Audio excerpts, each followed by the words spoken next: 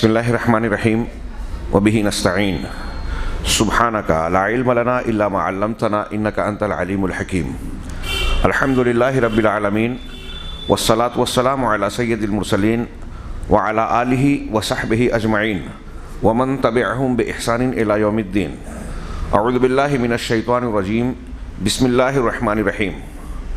फस्तक़िम कमा उमिरता व मन ताब मअक वला ततगौ इन्नहु बिमा तअमलून बसीर वला तरकनू इलल्लज़ीना ज़लमू फतमस्सकुमुन्नार वमा लकुम मिन दूनिल्लाहि मिन औलिया सुम्मा ला तुनसरून। वक़ाल तआला इन्नल्लज़ीना क़ालू रब्बुनल्लाह सुम्मा इस्तक़ामू ततनज़्ज़लु अलैहिमुल मलाइका अल्ला तख़ाफ़ू वला तहज़नू व अबशिरू बिल जन्नति लती कुंतुम तुअदून नहनु औलियाउकुम फिल हयाति दुनिया व फिल आखिरह वलकुम फ़ीहा मा तश्तही अनफुसुकुम वलकुम फ़ीहा मा तदउन नुज़ुलन मिन गफ़ूरिर रहीम। ज़िम्मेदारान मस्जिद, उलमाए किराम, मेरे बुज़ुर्गों, दीनी भाइयों, अल्लाह तबारक व तआला का शुक्र है कि उसने हमें ईमान की दुनिया में सबसे कीमती दौलत से नवाजा और उसी ईमान की दौलत की बुनियाद पर हम और आप लंबी मसाफत और फासलों के बावजूद, पहली मुलाकात के बावजूद अपने आप को बेगाना महसूस नहीं करते कि हमारे दरमियान अल्लाह तबारक व तआला ने ये ईमान का रिश्ता कायम किया है। दुनिया में इस रिश्ते से बढ़कर मजबूत, बेलौस रिश्ता और मुफीद रिश्ता कोई और ना है, ना हो सकता है। खूनी रिश्ते से भी बढ़कर अकीदे और मनहज का रिश्ता है, जिसकी बुनियाद पर रब्बुल आलमीन का ये फरमान है इन्नमल मुमिनूना इख्वा, कि मुसलमान मोमिनीन सब के सब भाई भाई हैं। अल्लाह का शुक्र है कि उसने इस रिश्ते की बुनियाद पर आपकी और हमारी मुलाकात करवाई, और आपका शुक्र है उसके बाद कि आप लोगों ने इस रिश्ते की बुनियाद पर दीन के हवाले से कुछ बातें सुनने के लिए मुझे मौका दिया और अपना कीमती वक्त दे रहे हैं। और हकीकत ये है कि अगर दीन सीखने सिखाने के लिए कोई वक्त दे तो ये दुनिया की ज़िंदगी जो अल्लाह ने हमें अता की है और हमारे ज़िंदगी के लम्हात जो बर्फ़ की तरह पिघलते जा रहे हैं, हर पिघला हुआ लम्हा वापस नहीं आ सकता। बर्फ़ तो फिर से जमाया जा सकता है, लेकिन ये वापस नहीं आ सकता। इसका सबसे सही इस्तेमाल ये है कि हम आलिम या मुतअल्लिम बने दीन के। बाद सहाबा के हज़रत अब्दुल्लाह बिन मसूद रज़ी अल्लाह ताला अन्हु का फरमान और कौल है, कुन आलिमन औ मुतअल्लिमन वला तकु सालिसन, या तो आलिम बनो या मुतअल्लिम, सिखाने वाले, सीखने वाले, तीसरे मत बनो। अल्लाह ताला हमारी इस मजलिस को और मुलाकात को दीन सीखने सिखाने वाला बनाए और इसे दुनिया और आखिरत के लिए मुफीद और बाबरकत बनाए। आज की इस नशिस्त में जिस उन्वान पर मुझे खिताब करने के लिए कहा गया, कुछ बातें अर्ज़ करने का हुक्म दिया गया, वो है दीन में इस्तिकामत, अल इस्तिकामा। ये लफ्ज़ यकीनन आपने बार बार सुना होगा। कुरान की तिलावत के दरमियान आपकी नज़रों से इसके मुश्तक़ात ज़रूर गुज़रते हैं। दीन में इस्तिकामत, इस्तिकामत का लफ्ज़ क़वामा, काफ वाव मीम से बना है। अरबी जानने वाले समझते हैं कामा यक़ूमु माने खड़ा होना, उठना, और इसके कई माना होते हैं। इस्तिकामा के माना में इअ्तदला, इस्तवा का मफ़हूम होता है कि कोई चीज़ कायम हुई, मुअतदिल हुई, हाँ, और दुरुस्त और ठीक ठाक हो गई। कायम होना, दुरुस्त होना इस्तिकामा का माना किया जाता है। इस्तिकामत, दीन में इस्तिकामत का मतलब क्या है? अहले इल्म ने मुख्तलिफ अल्फाज में इसकी ताबीर की है। हम उसका तर्जुमा जो करते हैं, एक लफ्ज़ जो उर्दू में हम तर्जुमा करें तो आप उसका मफहूम समझ जाएंगे कि दीन पर जम जाना, डट जाना, कायम रहना। इन्नल्लज़ीना क़ालू रब्बुनल्लाह सुम्मा इस्तक़ामू का तर्जुमा अहले इल्म करते हैं कि जिन लोगों ने कहा कि हमारा परवरदिगार अल्लाह है और फिर उस पर जम गए, डट गए। तो जमना और डटना, ये जमना और डटना क्या है, कितनी अहमियत का हामिल है, आज की मजलिस में हम इसी पर गुफ्तगू करने वाले हैं। और ये बात गुफ्तगू से पहले आप समझ लीजिए کہ ہمارے لیے یہ موضوع دنیا اور آخرت کا سب سے اہم موضوع ہے۔ ہم پڑھتے ہیں کہ توحید سب سے اہم ہے، ٹھیک ہے، توحید کلمہ لا الہ الا اللہ آپ نے، ہم نے، سارے مسلمانوں نے کہا، یہ کہہ کر اسلام میں داخل ہوئے۔ یہ کہنا آسان ہے ہاں بنسبت استقامت کے، اس قول کو کہہ لینے کے بعد اس قول پر جمے رہنا یہ کام بہت آسان نہیں ہے۔ آج اگر ابھی ہم گفتگو جو کریں گے اس کے تناظر میں آپ اندازہ لگائیں گے کہ ہم اور آپ اچھے لا الہ الا اللہ کہہ تو دیا، لیکن ہمارے مختلف قسم کے بت ایسے ہیں جنہیں ہم نے تراش رکھے ہیں، جن کو سجا رکھا ہے، جن کی پوجا پاٹ کر رہے ہیں۔ ہاں وہ دنیاوی اعتبار سے ہم قرآن و حدیث اور لا الہ الا اللہ کے تقاضوں کے بالمقابل دوسری چیزوں کو اختیار کر لیتے ہیں۔ یہ استقامت کو توڑ دینے والی باتیں ہیں، استقامت کی خلاف ورزی ہے، آگے ہم جانیں گے۔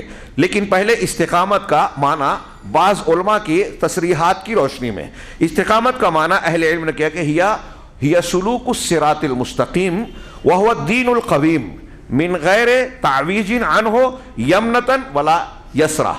کہہ رہے ہیں کہ یہ صراط مستقیم پر چلنے کا نام ہے۔ استقامت کہتے ہیں صراط مستقیم پر چلنا، وہ صراط مستقیم جو کہ دین قویم ہے، سیدھا دین ہے، اللہ کا دیا ہوا سیدھا دین، جس میں کوئی ٹیڑھ میڑ نہیں ہے، انحراف نہیں ہے کہ آپ اللہ اور رسول کے راستے پر چلتے ہوئے کبھی کبھی کسی دوسری طرف بھی چلے جائیں کہ فلاں بزرگ کا یہ کہنا ہے، فلاں لوگوں نے یہ اصول بنایا ہے، فلاں امام کا یہ طریقہ ہے، اگرچہ وہ قرآن و حدیث کے یا سنت رسول کے خلاف ہے، آپ ادھر چلے جائیں تو آپ ٹیڑھے پن پر چلے گئے۔ استقامت یہ ہے کہ آپ سیدھا راستہ اختیار کریں جو صراط مستقیم ہے، جو قرآن و حدیث ہے، جو دین قویم ہے، نہ دائیں اور نہ بائیں، کدھر بھی مڑے نہیں۔ اور اس کے نتیجے میں مطلب یہ ہوا کہ عقیدے میں، عبادات میں، اطاعات میں، زندگی کے تمام شعبوں میں اللہ کے احکامات پر سر جھکا دینا اور اس کے ممنوع چیزوں کو چھوڑ دینا۔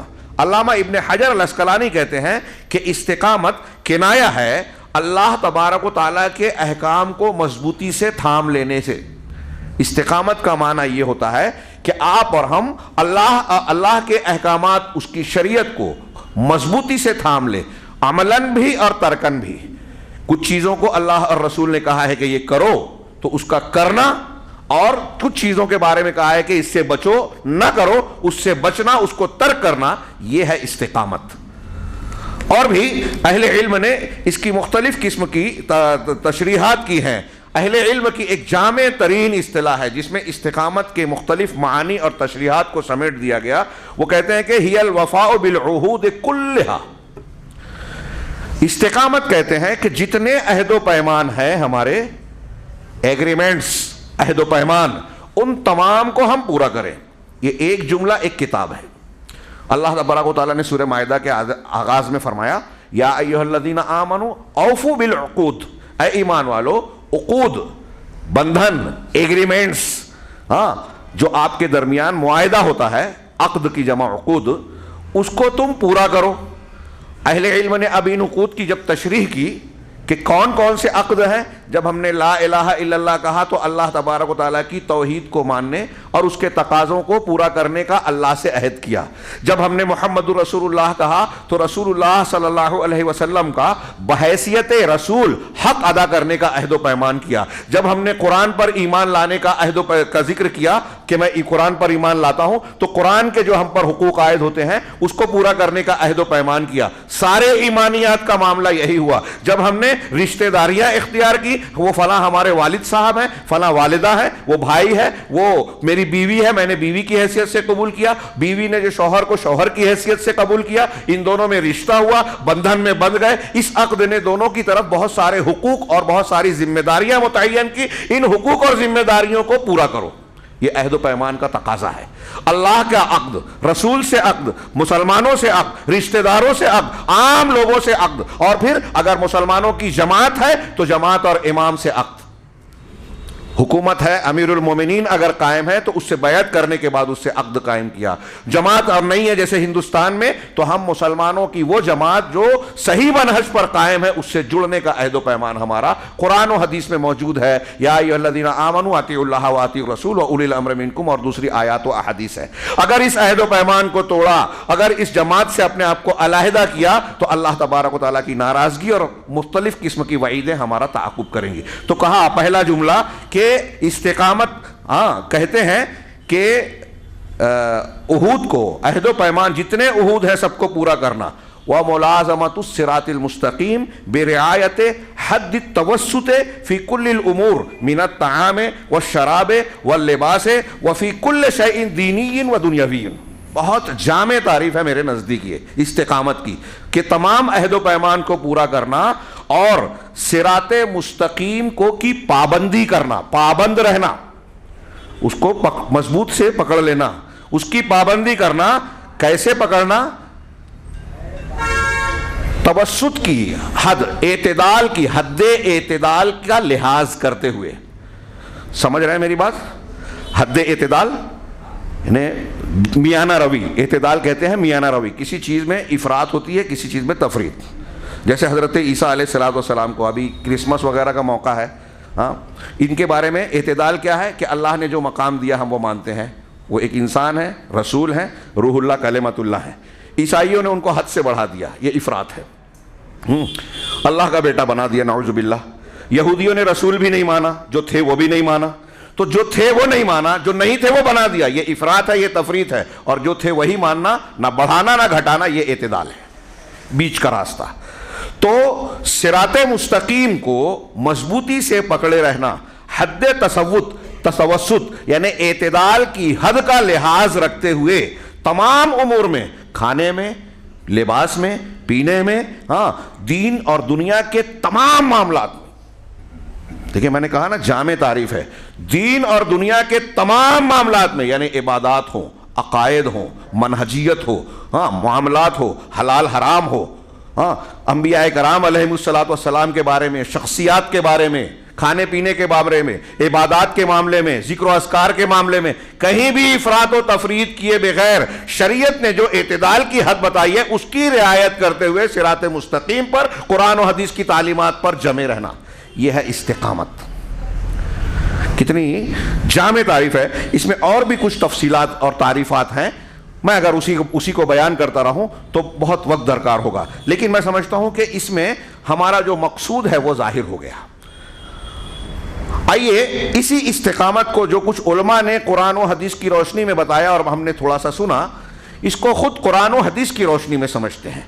एक आयत मैंने अभी सूरह हामीम सजदा, जिसे सूरह फुस्सिलत भी कहते हैं, बड़ी मशहूर आयत, अल्लाह का इरशाद है, इन्नल्लज़ीना क़ालू रब्बुनल्लाह, यकीनन जिन लोगों ने ये कहा कि हमारा परवरदिगार अल्लाह है, हमारा रब अल्लाह है, फुम्मस्तक़ामू, फिर उस पर जम गए, उस पर कायम रहे, उस पर जम गए, उस पर कायम रहे। हमारा रब अल्लाह है, फिर उस पर जम गए। क्या मतलब हुआ? कुरान खुद इशारा कर रहा है कि मेरा रब अल्लाह है, ये कहने के बाद इस पर हटना नहीं है, रब को रब मानना है, किसी और को नहीं। अब जब रब को रब माने तो इसका क्या मतलब? रुबूबियत, आप उसका माना मफहूम समझते हैं, तरबियत इसी से बना है। हम तर्जुमा करते हैं पालनहार, परवरदिगार, मालिक, आका, परवरिश करने वाला। अब परवरिश करने वाला, पालनहार और रुबूबियत के माना में अल्लाह तबारक व तआला के समझाने के लिए वजाहत कर रहा हूँ। जितने काम है वो सब आ जाते हैं। पैदा करना, पूरी कायनात को पैदा किया, चलाना, इसकी तदबीर कर रहा है, ज़िंदगी देना, मौत देना, बारिश देना, रोज़ी देना, बीमार करना, शिफा देना, जितने काम अल्लाह रब्बुल आलमीन के हैं जो नाकाबिले शुमार हैं, सब उसकी रुबूबियत में है, जो कायनात का निज़ाम चला रहा है। तो जब हमने कहा कि कायनात का निज़ाम चलाने वाला, सारी चीज़ों का खालिक, मालिक, परवरदिगार, पालने पोसने वाला वही है, फिर उस पर जम गए, तो जैसे वो हमको खाना पीना दे रहा है, जैसे उसने हमको पैदा किया, ज़िंदगी की ज़रूरियात फराहम की, सांस लेने के लिए हवा दी, پیٹ بھرنے کے لیے غذائیں دی، علاج کے لیے دوائیں دی، پہننے کے لیے لباس دیا، اور رہنے سہنے کے لیے رشتہ و پیوند اور سماج اور معاشرہ دیا. جہاں جس چیز کی ضرورت تھی سب کچھ دیا. وَآتَاكُم مِّن كُلِّ مَا سَأَلْتُمُوهُ. سورہ ابراہیم میں فرمایا کہ تم کو جس چیز کی ضرورت تھی، جو تم چاہتے تھے، سب اللہ نے دیا. وَإِن تَعُدُّوا نِعْمَتَ اللَّهِ لَا تُحْصُوهَا. اللہ کی نعمتوں کو گننا چاہو گے تو شمار نہیں کر سکتے، اتنی نعمتیں ہیں. وہ سب ربوبیت کا حصہ ہے. اب جس نے شریر کی، جسم کی ساری ضرورتیں فراہم کی، اس نے ہماری روحانی ضرورت بھی کیا چھوڑ دی ہوگی؟ ہماری عقل اور فطرت سے سوال پوچھئے کہ جس پروردگار نے کھانے پینے کا انتظام کیا، وہ کھانے پینے سے زیادہ ضروری چیز کا انتظام نہیں کرے گا کیا؟ ہاں، عقل بھی کہتی ہے، فطرت بھی، اور علماء کے اقوال ہیں کہ اللہ کی آسمانی ہدایت کی ضرورت انسان کو کھانے پینے سے، ہوا پانی سے زیادہ ضروری ہے.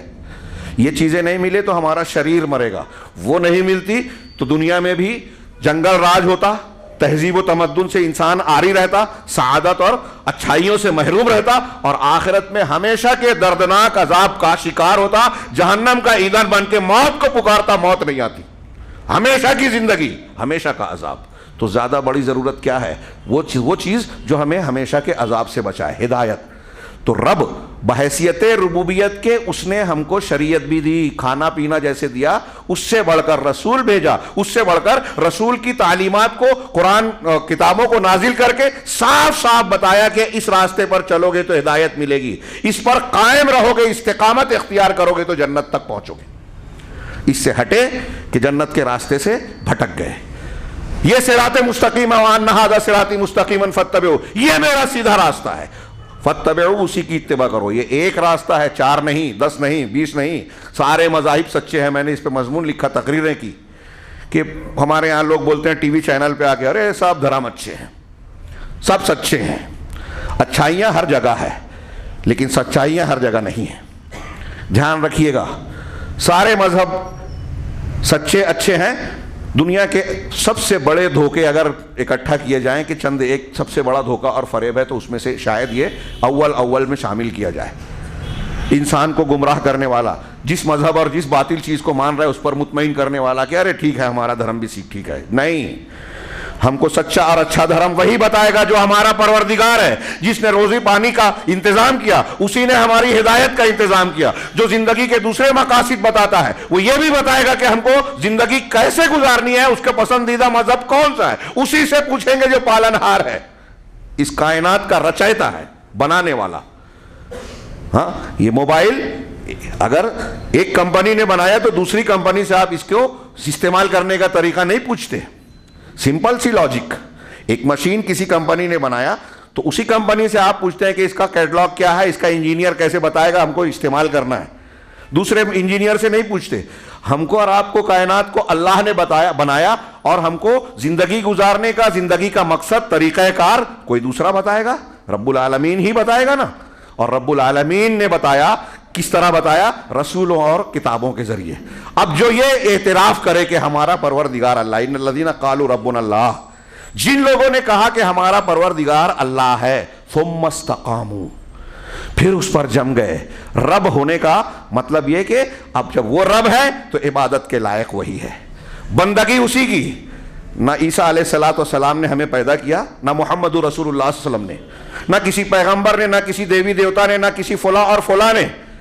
لہٰذا جس نے پیدا کیا، جو زندگی کے سارے سامان دے رہا ہے، اسی کا حق ہے کہ ہم اس کے سامنے جھکیں، اسی سے مانگیں، اسی پر بھروسہ کریں، اسی کی عبادت کریں.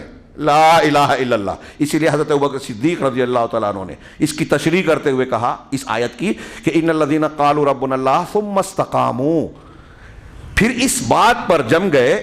سیدنا ابوبکر صدیق کہتے ہیں کہ اللہ کے سوا کوئی رب نہیں ہے، اس بات پر جم گئے کہ اللہ کے سوا کوئی معبود برحق نہیں ہے. یہ دو قول کو میں نے ملا دیا.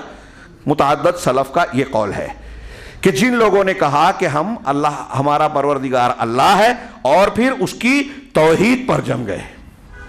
ہاں، حضرت دوسرے علماء نے کہا کہ استقاموا، پھر وہ جم گئے کا مطلب یہ کہ استقاموا علی طاعتہ و اداء فرائضہ، اللہ کی اطاعت. جب انہوں نے کہا کہ ہمارا پروردگار اللہ ہے، اس کے بعد اللہ کی اطاعت اور اس کے فرائض کو ادا کرنے پر جم گئے. یہ حضرت ابن عباس، حضرت حسن اور دوسرے بہت سارے مفسرین یہ تفسیر کرتے ہیں. تیسرا حضرت علی، حضرت عمر وغیرہ سے ہے کہ وہ لوگ اللہ تبارک و تعالیٰ کی اطاعت پر جم گئے اور اس بات پر جم گئے کہ دین کو اللہ کے لیے خالص کریں گے موت تک، اپنی موت تک دین کو اللہ کے لیے خالص کریں گے. موت تک کی پابندی کو دماغ میں رکھیے، اسی کو استقامت کہتے ہیں. میں اور آپ، ہم لوگ کہہ رہے ہیں کہ ہم مسلمان ہیں، اہل الحدیث ہیں، قرآن و حدیث کو ماننے والے ہیں، کبھی نماز پڑھی کبھی چھوڑ دی. ہمارے کتنے لوگ ہیں نمازوں کی پابندی نہیں، دین کا کوئی لحاظ نہیں، ایک رسمی چیز ہے. دل ہوا، خاص مواقع آئے تو عید منا لی، جمعہ پڑھ لی، فلاں فلاں نماز پڑھ لی. کوئی خاص موقع آیا تو دینیات پر عمل کر لیا، مولوی صاحب سے تعلق نکاح پڑھانے اور موت کے وقت کے اعمال کو ادا کرنے کے لیے کیا. باقی دین سیکھنے سکھانے کے لیے ان کی کوئی ضرورت نہیں ہے. ان سے جو ان کا کام ہونا چاہیے اور عام لوگوں کا جو اہل علم سے قرآن و حدیث اور قرآن و حدیث کے جاننے والوں سے تعلق ہونا چاہیے، اس سے کوئی لینا دینا نہیں. تو آپ اگر ایسا کر رہے ہیں تو موت تک اپنے اس عہد و پیمان پر آپ ڈٹے ہوئے نہیں ہیں. اب یہ جو میں نے دو جملے کی ابھی تشریح کی، تھوڑی دیر کے لیے سوچئے. اس تناظر میں آج مسلمان مرد، خواتین، نوجوان، بوڑھوں، بچوں کو استقامت کے سبق کی تلقین کرنے، تذکیر کرنے، یاد دہانی کرانے کی کتنی شدید ضرورت ہے. میں سمجھتا ہوں مجھے، آپ کو کوئی ایسا نہیں ہے جس کو اس کی ضرورت نہیں ہے. بہت کمزوریاں ہیں، اور جہاں کمزوری آ رہی ہے سمجھ لیجئے کہ وہاں استقامت کی نفی ہو رہی ہے. جتنی کمزوری ہے اتنی استقامت میں کمی ہے دین پر. تو ان کے اطاعت موت تک. یہ امام ابو العالیہ جو تابعی ہیں، امام سدی جو بہت بڑے مفسر ہیں، ان لوگوں کی تفسیر ہے. الخام پانچواں معنی لوگوں نے کیا کہ ثم استقاموا، میرا پروردگار، ہمارا پروردگار اللہ ہے، پھر اس پر جم گئے. کا مطلب یہ کہ باطن میں بھی اللہ کے دین پر جم گئے اور ظاہر میں بھی. ایسا نہیں کہ ظاہر میں تو دکھاوا کر رہے ہیں کہ ہم مسلمان، اندر سے نہیں ہیں. اندر سے اپنے آپ کو مسلمان مان لیا اور ظاہر میں منمانیاں کرتے پھر رہے ہیں. ایسی اور بھی تفاسیر لوگوں نے کی. ان کے مجموعے کو، یہ اس میں سے جتنے اقوال میں نے پیش کیے، چند اقوال، چار پانچ وجوہ، یہ کوئی ٹکرانے والا نہیں، سب ایک دوسرے کی تشریح کر رہے ہیں، ہم معنی ہیں، تعبیرات الگ الگ ہیں. اور اگر ان سب کو ملا کر نتیجے کے طور پر میں یہ تفسیر بیان کروں کہ استقامت کا مطلب یہ ہے، دین پر جم جانے کا، ان الذین قالوا ربنا اللہ ثم استقاموا کا تقاضا، معنی یہ ہے کہ ہم زندگی کا ہر کام اس بنیاد پر کریں کہ رب العالمین نے کیا حکم دیا ہے، کیا پسند کرتا ہے. اگر ہم پانی پی رہے ہیں نا،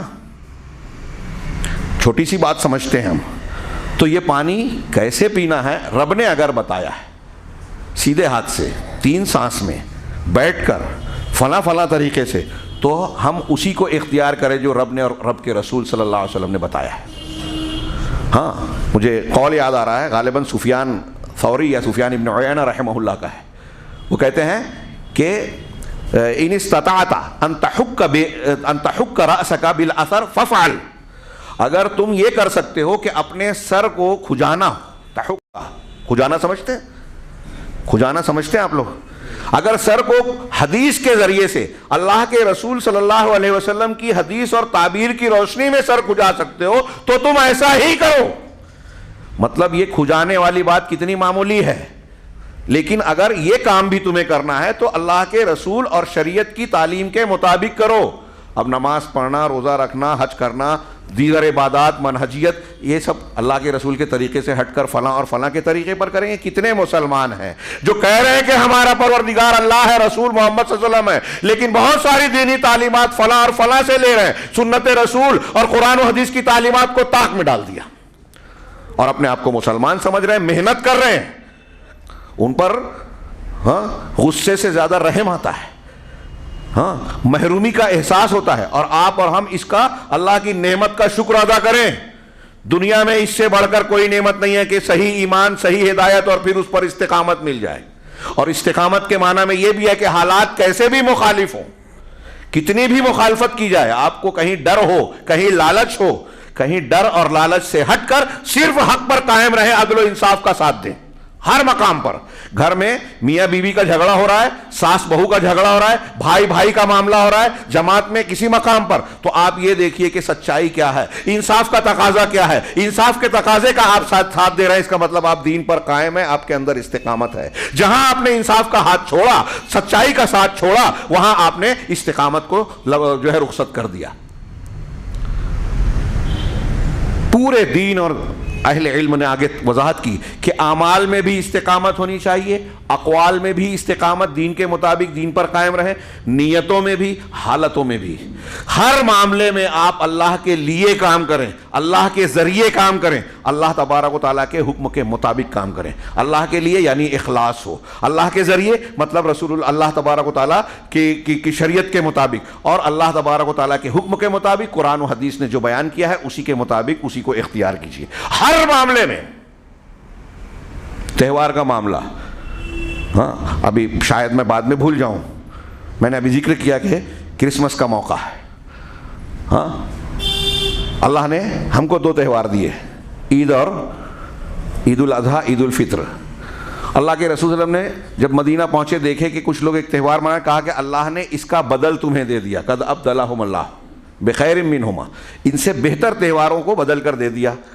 اہل علم نے کہا کہ اب جو بدل میں اللہ نے دیا آپ وہ بھی لے رہے ہو اور دوسرا بھی لے رہے ہو, تو بدل کہاں ہوا؟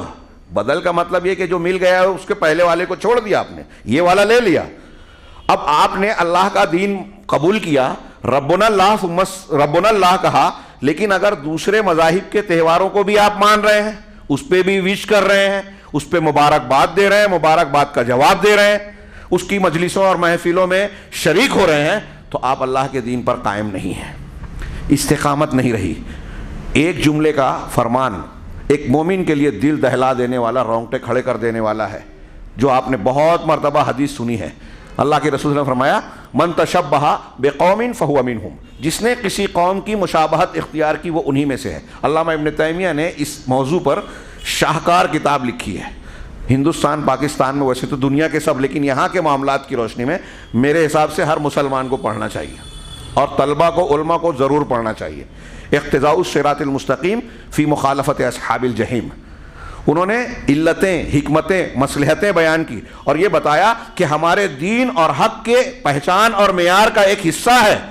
حق کی ایک پہچان یہ ہے کہ غیر المغضوب علیہم ولا الضالین, مغضوب علیہم اور ضالین کے خلاف ہمارا دین ہے, ان کی اتباع نہ کی جائے عبادات میں, اعمال میں, معاملات میں, اور یہاں تک کہ ان امور میں جو ہمارے اور ان کے درمیان مشترک ہے. وہ بھی روزہ رکھتے ہیں, ہم بھی روزہ رکھتے ہیں, تو اللہ کے رسول نے کہا سحری کھا کے ان کی مخالفت کرو. وہ بھی داڑھی رکھتے ہیں, ہم بھی داڑھی رکھتے ہیں, تو کہا کہ داڑھی کو چھوڑو, مونچھ کاٹو, داڑھی کو جو ہے تبدیل کرو مہندی کے ذریعے سے. جو چیز وہ اور ہم دونوں کرتے ہیں تو کچھ علامتوں اور نوعیت کے اعتبار سے مخالفت کی جائے.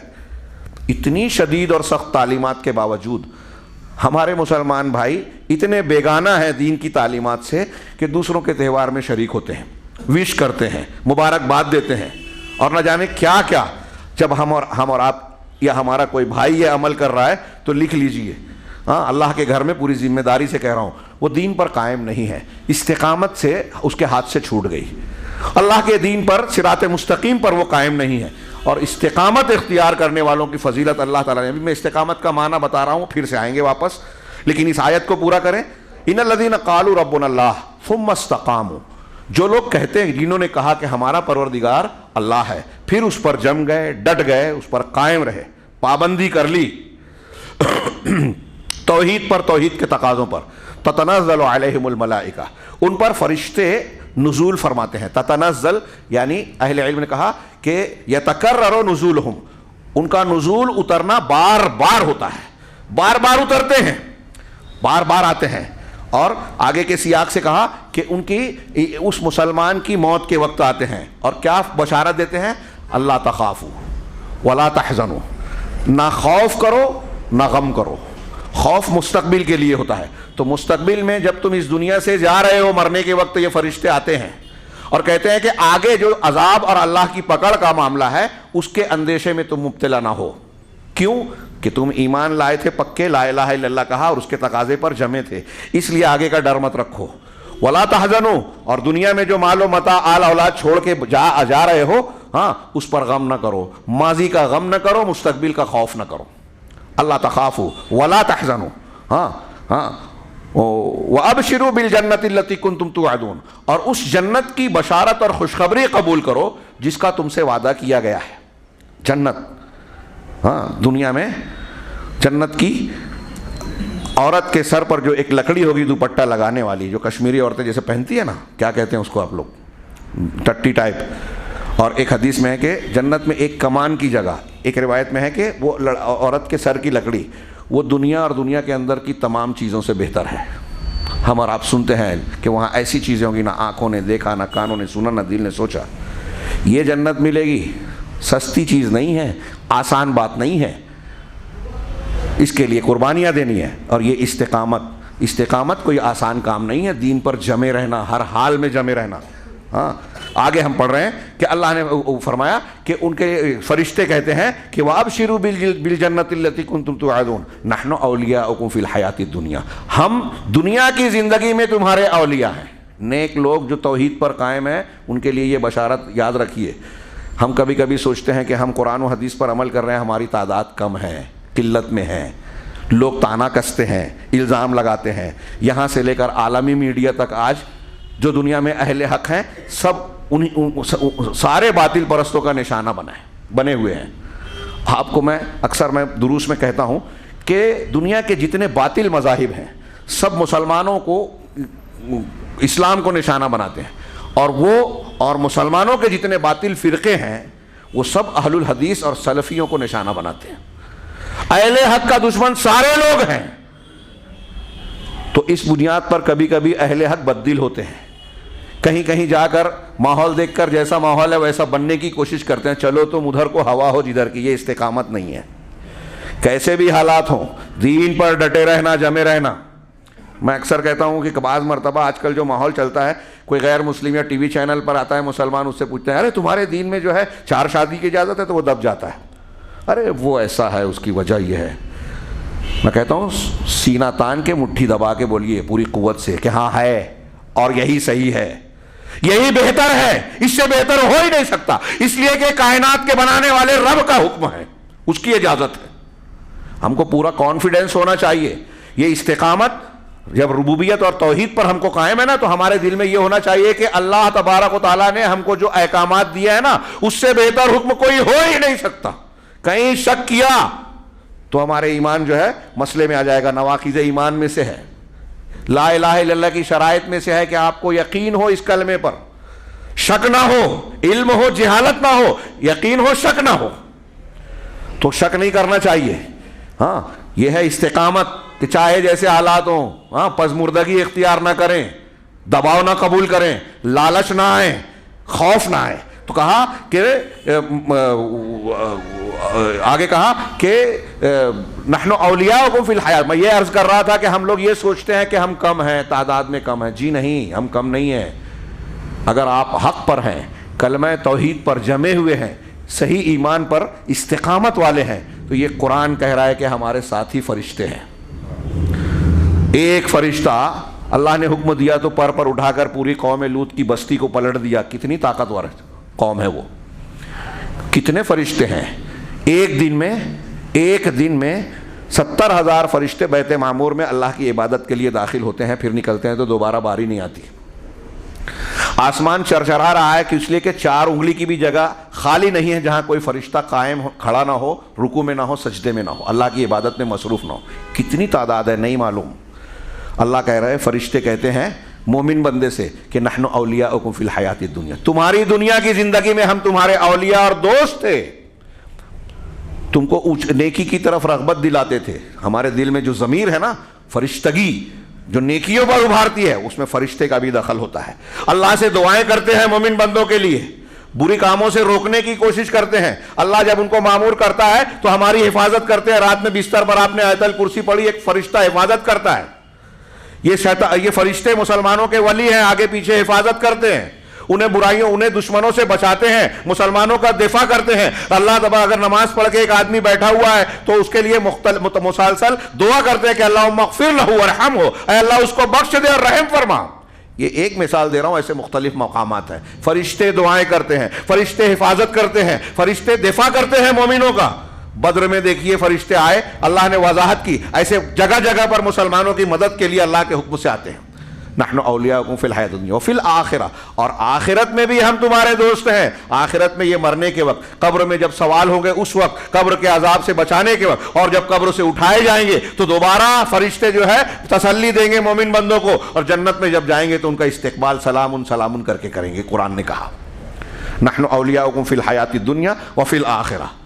ہاں آگے اللہ نے فرمایا کہ وَلَكُمْ فِيهَا مَا تَشْتَهِي أَنفُسُكُمْ, اس جنت میں تم کو وہ ساری چیزیں ملے گی جو تمہارا دل چاہے گا, جی چاہے گا, سب ملے گا. دنیا میں ایک روایت میں ہے کہ لَوْ كَانَ لِابْنِ آدَمَ وَادِيَانِ مِنْ ذَهَبٍ لَابْتَغَىٰ ثَالِثًا, ابن آدم کو 2 وادی سونے کی مل جائے تو تیسرے کی تمنا کرے گا. لَا يَمْلَأُ بَطْنَ ابْنِ آدَمَ إِلَّا التُّرَابُ, انسان کا پیٹ مٹی کے علاوہ کوئی چیز بھر نہیں سکتی, مر کے جب مٹی میں ملے گا تبھی اس کی تمناؤں کا سلسلہ رکے گا. دنیا میں کچھ بھی مل جائے تمنا نہیں مرتی. جنت وہ مقام ہے جہاں تمنا مر جائے گی. اللہ پوچھے گا اور کچھ چاہیے, کہا جو ہم چاہتے تھے اس سے بڑھ کر ملا. وہاں سے دوسری طرف چینج نہیں, جیسے ہم بولتے ہیں نا کہ ایک ہی معاملے میں بور ہو گیا ہوں. ہاں ہل اسٹیشن پہ ہم جانا چاہتے ہیں, ہل اسٹیشن پر رہنے والا ادھر آنا چاہتا ہے, ہر جگہ سے بوریت اکتاہٹ محسوس ہوتی ہے. ہاں لیکن جنت لا یبغون عنہا حولا, کہ وہاں سے تحویل تبدیلی بندہ چاہے گا ہی نہیں, دل نہیں بھرے گا, لذت روز بڑھتی جائے گی. تو تمہارا ٹھکانہ وَلَكُمْ فِيهَا مَا تَشْتَهِي, جو تمہارا جی چاہے گا جنت میں سب ملے گا. وَلَكُمْ فِيهَا مَا تَدَّعُونَ, اور جو تم طلب کرو گے. میں نے صحیح پڑھا, کچھ غلطی کی آیت میں, اور تم جو مانگو گے طلب کرو گے وہ سب ملے گا. ہاں نزل من غفور الرحیم, یہ مہمانی ہے, ضیافت ہے غفور الرحیم کی. غفور جس نے تمہاری غلطیوں کو معاف کیا, ہاں رحیم جس نے تمہاری کم نیکیوں کے بدلے میں بھی تم کو اتنا بڑا اجر و ثواب دیا. غفور کی غفران اور رحیم کی رحمت کے بغیر جنت میں کوئی نہیں جا سکتا. تو یہ اس کی مہمانی ہے. یہ قرآن کی ایک آیت میں نے پڑھی, اس میں استقامت کا ایک مفہوم اور اس کا بدلہ یا اس کا نتیجہ بیان کیا گیا ہے. ایک آیت اور پڑھ کے ہم آگے بڑھتے ہیں. قرآن میں سورہ ہود میں جو میں نے شروع میں پڑھی تھی, اللہ کے رسول صلی اللہ علیہ وسلم کو خطاب کر کے سورہ ہود کے اخیر میں اللہ نے فرمایا فاستقم کما امرت ومن تاب معک ولا تطغوا, کہ جیسا آپ کو حکم دیا گیا ہے آپ جم جائیے, جمے رہیے. نبی کو خطاب کر کے کہا, اور ان لوگوں کو, اور وہ لوگ بھی جنہوں نے آپ کے ساتھ توبہ کی ہے, یعنی اللہ کی طرف پلٹے ہیں, جاہلیت اور کفر میں تھے, آپ کے ساتھ آ گئے صحابہ کرام. آپ اور آپ کے صحابہ ایسے ہی دین پر جم جائیں جیسا کہ آپ کو حکم دیا گیا. کیسا حکم دیا گیا آگے اس کی تھوڑی وضاحت ہو رہی ہے. استقامت کا معنی خود قرآن سے واضح ہو رہا ہے. اللہ نے آگے کہا ولا فاستقم کما امرت ومن تاب معک ولا تطغوا, اور تم سرکشی نہ کرو. علامہ ابن قیم نے آگے بیان کیا اس کی تشریح میں کہ دیکھیے یہ استقامت ہے, کہ استقامت دین کی جو حدود بیان کی گئی ہے, حد اعتدال, اس پر قائم رہے بندہ. ہاں اگر اس میں حد سے بڑھ گیا تو طغیان ہو گیا, لا تطغوا کے خلاف ہو گیا. اس کا مطلب طغیان کا نہ ہونا, حد سے نہ بڑھنا, یہ ہے استقامت. اب آپ اور ہم, میں یہاں آگے بڑھنا چاہتا ہوں لیکن آپ کا دماغ صرف مائل کر رہا ہوں, اور آپ بعد میں جا کر اس آیت کریمہ پر غور کیجئے کہ جیسے ابھی میں نے حضرت عیسیٰ کی مثال دی. آج ہمارے یہاں مسلمانوں میں نبی صلی اللہ علیہ وسلم کا جو مقام مرتبہ ہے کسی اور کا نہیں ہے, یہ ہم سب جانتے ہیں. لیکن آپ کو سارے مقامات, خاتم النبیین, سید المرسلین, شفیع المذنبین یوم القیامہ, قیامت کے دن آپ شفیع سب کی گناہ گاروں موحدین کی سفارش کریں گے, اور کئی سفارشوں کو آپ کو اجازت ملے گی. آپ رحمت للعالمین ہیں, آپ خاتم النبیین ہیں, رسولوں کے سردار ہیں. ہاں حوض کوثر پر آپ کو سب سے بڑا ایک اعزاز ملے گا, مقام میں سب کچھ ملے گا. لیکن اس کے باوجود آپ اللہ کے بندے ہیں, اللہ نہیں ہیں. اللہ کی خوبیاں آپ کے اندر نہیں ہیں. لیکن آج ایک قوم ہم دیکھ رہے ہیں خود مسلمان کہتی ہے اپنے آپ کو, اور اس سے جب ہم یہ کہیں گے کہ اللہ کے رسول صلی اللہ علیہ وسلم بشر تھے تو کہے گے گستاخی کر رہے ہیں. شان رسالت میں گستاخی ہے. وہ اللہ کی طرح عالم الغیوب نہیں تھے, کہیں گے گستاخی کر رہے ہیں. وہ مجسم نور تھے, وہ مختار کل تھے, قرآن اور حدیث کی دلیلیں اس کو بالکل رد کر رہی ہیں۔ ابو طالب کو اللہ کے رسول صلی اللہ علیہ وسلم نے کتنی محنت کی، لیکن اللہ تعالیٰ نے قرآن اتارا کہ آپ جسے چاہیں، جس کو پسند کریں، ہدایت نہیں دے سکتے۔ آپ نے ان کے مرنے کے بعد دعا کرنی چاہیے، منع کر دیا گیا کہ مسلمان کے لیے اور نبی کے لیے جائز نہیں ہے کہ مشرکین کے لیے دعائیں مغفرت کرے، چاہے وہ قریبی رشتہ دار ہو۔ کتنا صاف سبق اور درس ہے، لیکن قوم ماننے کے لیے تیار ہی نہیں ہے کہ جس کو چاہے جو چاہے دے دے، ہدایت دینا چاہے نہیں دے سکے۔ اگر اللہ کے رسول صلی اللہ علیہ وسلم کے اندر اللہ کی خوبیاں ہوتی تو احد میں زخمی نہ ہوتے، جادوگر آپ پر جادو نہ کر پاتا، اور بہت ساری تکالیف مشقتیں جو آپ کو جھیلنی پڑی اس کی نوبت ہی نہ آتی۔ توحید کی دلیلیں ہیں، بے شمار دلیلیں ہیں۔ اللہ کے رسول صلی اللہ علیہ وسلم سے کہا گیا کہ آپ کہہ دیجئے کہ میں اپنے لیے بھی نفع نقصان کا مالک نہیں ہوں، میں غیب نہیں جانتا، اور بہت سارے مضامین، لیکن یہ قوم آپ کو آپ کے حد سے بڑھاتی ہے، آپ کو حد سے بڑھاتی ہے۔ یہ ولا تطغوا کے خلاف ہے، یہ استقامت نہیں ہے، حد سے آگے بڑھ رہی ہے۔ اور کچھ لوگ تفرید کرتے ہیں، ہمارے ہاں صوفیہ کہتے ہیں کہ رسول سے لینے کی کیا ضرورت ہے، ہمارے پیر صاحب اور شیخ صاحب ایسے ہیں جو ڈائریکٹ اللہ سے لیتے ہیں۔ ابن عربی اور ان لوگوں کے خیالات پڑھیے، صریح کفر کے ملیں گے، صریح کفر کے۔ کوئی ہمارے ہاں کسی کو برا لگتا ہو کہ یہ بات جو جملہ کہہ رہا ہوں ہمارے ہاں کچھ لوگ کہتے ہیں، تو امام ذہبی کا قول پیش کروں کہ ابن عربی کی کتاب میں، بعض سلف نے کہا ابن عربی کی کتاب میں اگر کفر نہیں ہے تو دنیا میں کہیں کفر ہے ہی نہیں۔ آج ہمارے ہاں اہل تصوف کے نام پر بہت سارے لوگوں نے یہ عقیدہ بنا رکھا ہے، ہر چیز میں اللہ ہے، ہر جگہ اللہ ہے۔ کفر ہے، سب سے صریح کفر ہے۔ اور اہل سنت والجماعت کے عقیدے کے مطابق امام ابو حنیفہ، امام شافعی، امام مالک، امام احمد بن حنبل کو ماننے والے سن لیں، ان کے نزدیک بھی یہ کفر ہے۔ جو اللہ کو عرش پر مستوی نہ مان کر ہر جگہ بھی ذات مانتا ہے، کفر میں مبتلا ہے، وہ صریح۔ یہ اس لیے صراحتاً بولنے کی ضرورت ہے کہ یہ چھوٹی موٹی بات نہیں ہے۔ ان الذین قالوا ربنا اللہ کہنے کے بعد کفر اور شرک استعمال کیا تو آپ نے اس کا رد کر دیا کہ میرا پروردگار، میرا معبود اللہ ہے۔ لا الہ الا اللہ کو آپ نے توڑ دیا۔ اتوار کے دن ہمارے نواقض ایمان ہے، بہت اہم سبق، ضرور اس میں شریک ہو۔ ہر مسلمان کو سیکھنا ضروری ہے یہ کہ اپنے دین کی حفاظت کریں۔ ہم اسلام اور ایمان اور توحید کو اختیار تو کر رہے ہیں، لیکن کچھ عقیدے، کچھ اقوال، کچھ اعمال ایسے کر بیٹھتے ہیں جس سے ہمارا لا الہ الا اللہ ٹوٹ گیا اور ہم کو خبر بھی نہیں۔ یہ تو طغیان ہے۔ یہ میں نے ایک رسول اللہ صلی اللہ علیہ وسلم کی مثال دی، کوئی آپ کے شان کو بڑھا رہا ہے، کوئی آپ کو گھٹا رہا ہے، کوئی رسول کو رسول ماننے کا ایک طرف اعتراف بھی کرتا ہے، آپ سے محبت کا دعویٰ بھی کرتا ہے، لیکن رسول کی سنت اور حدیث آ جانے کے بعد کہتے ہیں کہ ہمارے امام صاحب، ہمارے پیر صاحب، ہمارے باپ دادا یہ کہتے ہیں لہٰذا ہم یہ مانیں گے۔ وہ بھی رسول طغیان کر رہے ہیں، وہ استقامت پر نہیں ہے۔ تقلید کے نام پر، پیری مریدی کے نام پر، بزرگ پرستی کے نام پر، رسم پرستی کے نام پر اگر کوئی قرآن و حدیث کو جان کر اس کی خلاف ورزی کر رہا ہے، استقامت سے ہٹ گیا۔ کتنی ضرورت ہے اس موضوع کو سمجھنے کی، اندازہ لگائیے۔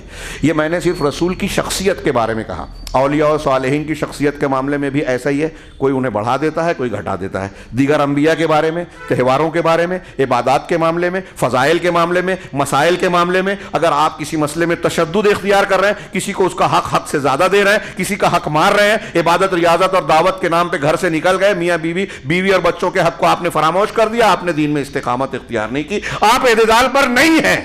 آپ کو دین میں ہر جگہ اعتدال اور قرآن و حدیث کی تعلیم کو ملحوظ رکھنا ہے۔ آپ کی آنکھ کا آپ پر حق ہے، جسم کا حق ہے، بیوی کا حق ہے، مہمان کا حق ہے، جماعت کا حق ہے، اللہ کا حق ہے، رسول کا حق ہے۔ ہر حقدار کو حق دینا اور اس پر قائم رہنا، یہ ہے استقامت۔ آپ نے کہیں بھی انحراف کیا، استقامت کی مخالفت ہو گئی۔ اللہ نے فرمایا کہ تم طغیان نہ اختیار کرو۔ اس سے معلوم ہوا کہ طغیان، حد سے تجاوز کرنا، افراط و تفرید کرنا، یہ دین استقامت کے خلاف ہے۔ اب موقع نہیں ہے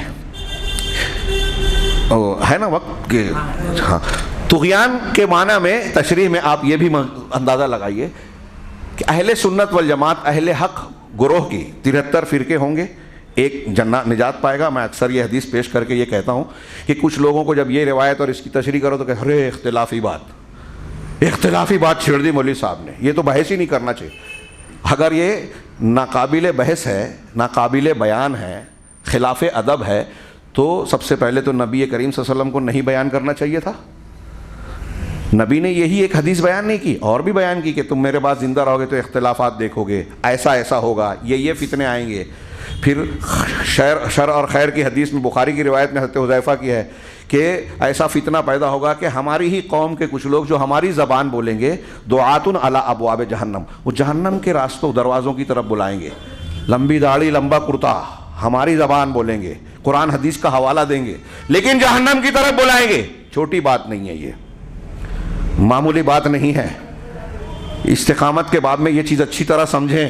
آج دنیا میں عالم اسلام میں بہت سارے لوگ دین کے نام پر کام کر رہے ہیں، دین پسندی اسلام پسندی کا دعویٰ کرتے ہیں۔ ہاں، آج پرانے جو گمراہ فرقے تھے ہی، نئے افکار کی روشنی میں بھی کہیں تکفیری گروہ تحریکیت کے نام پر پیدا ہو گئی، اسلام پسندی کے نام پر، اور وہ مسلمانوں کو کافر قرار دے رہی ہے۔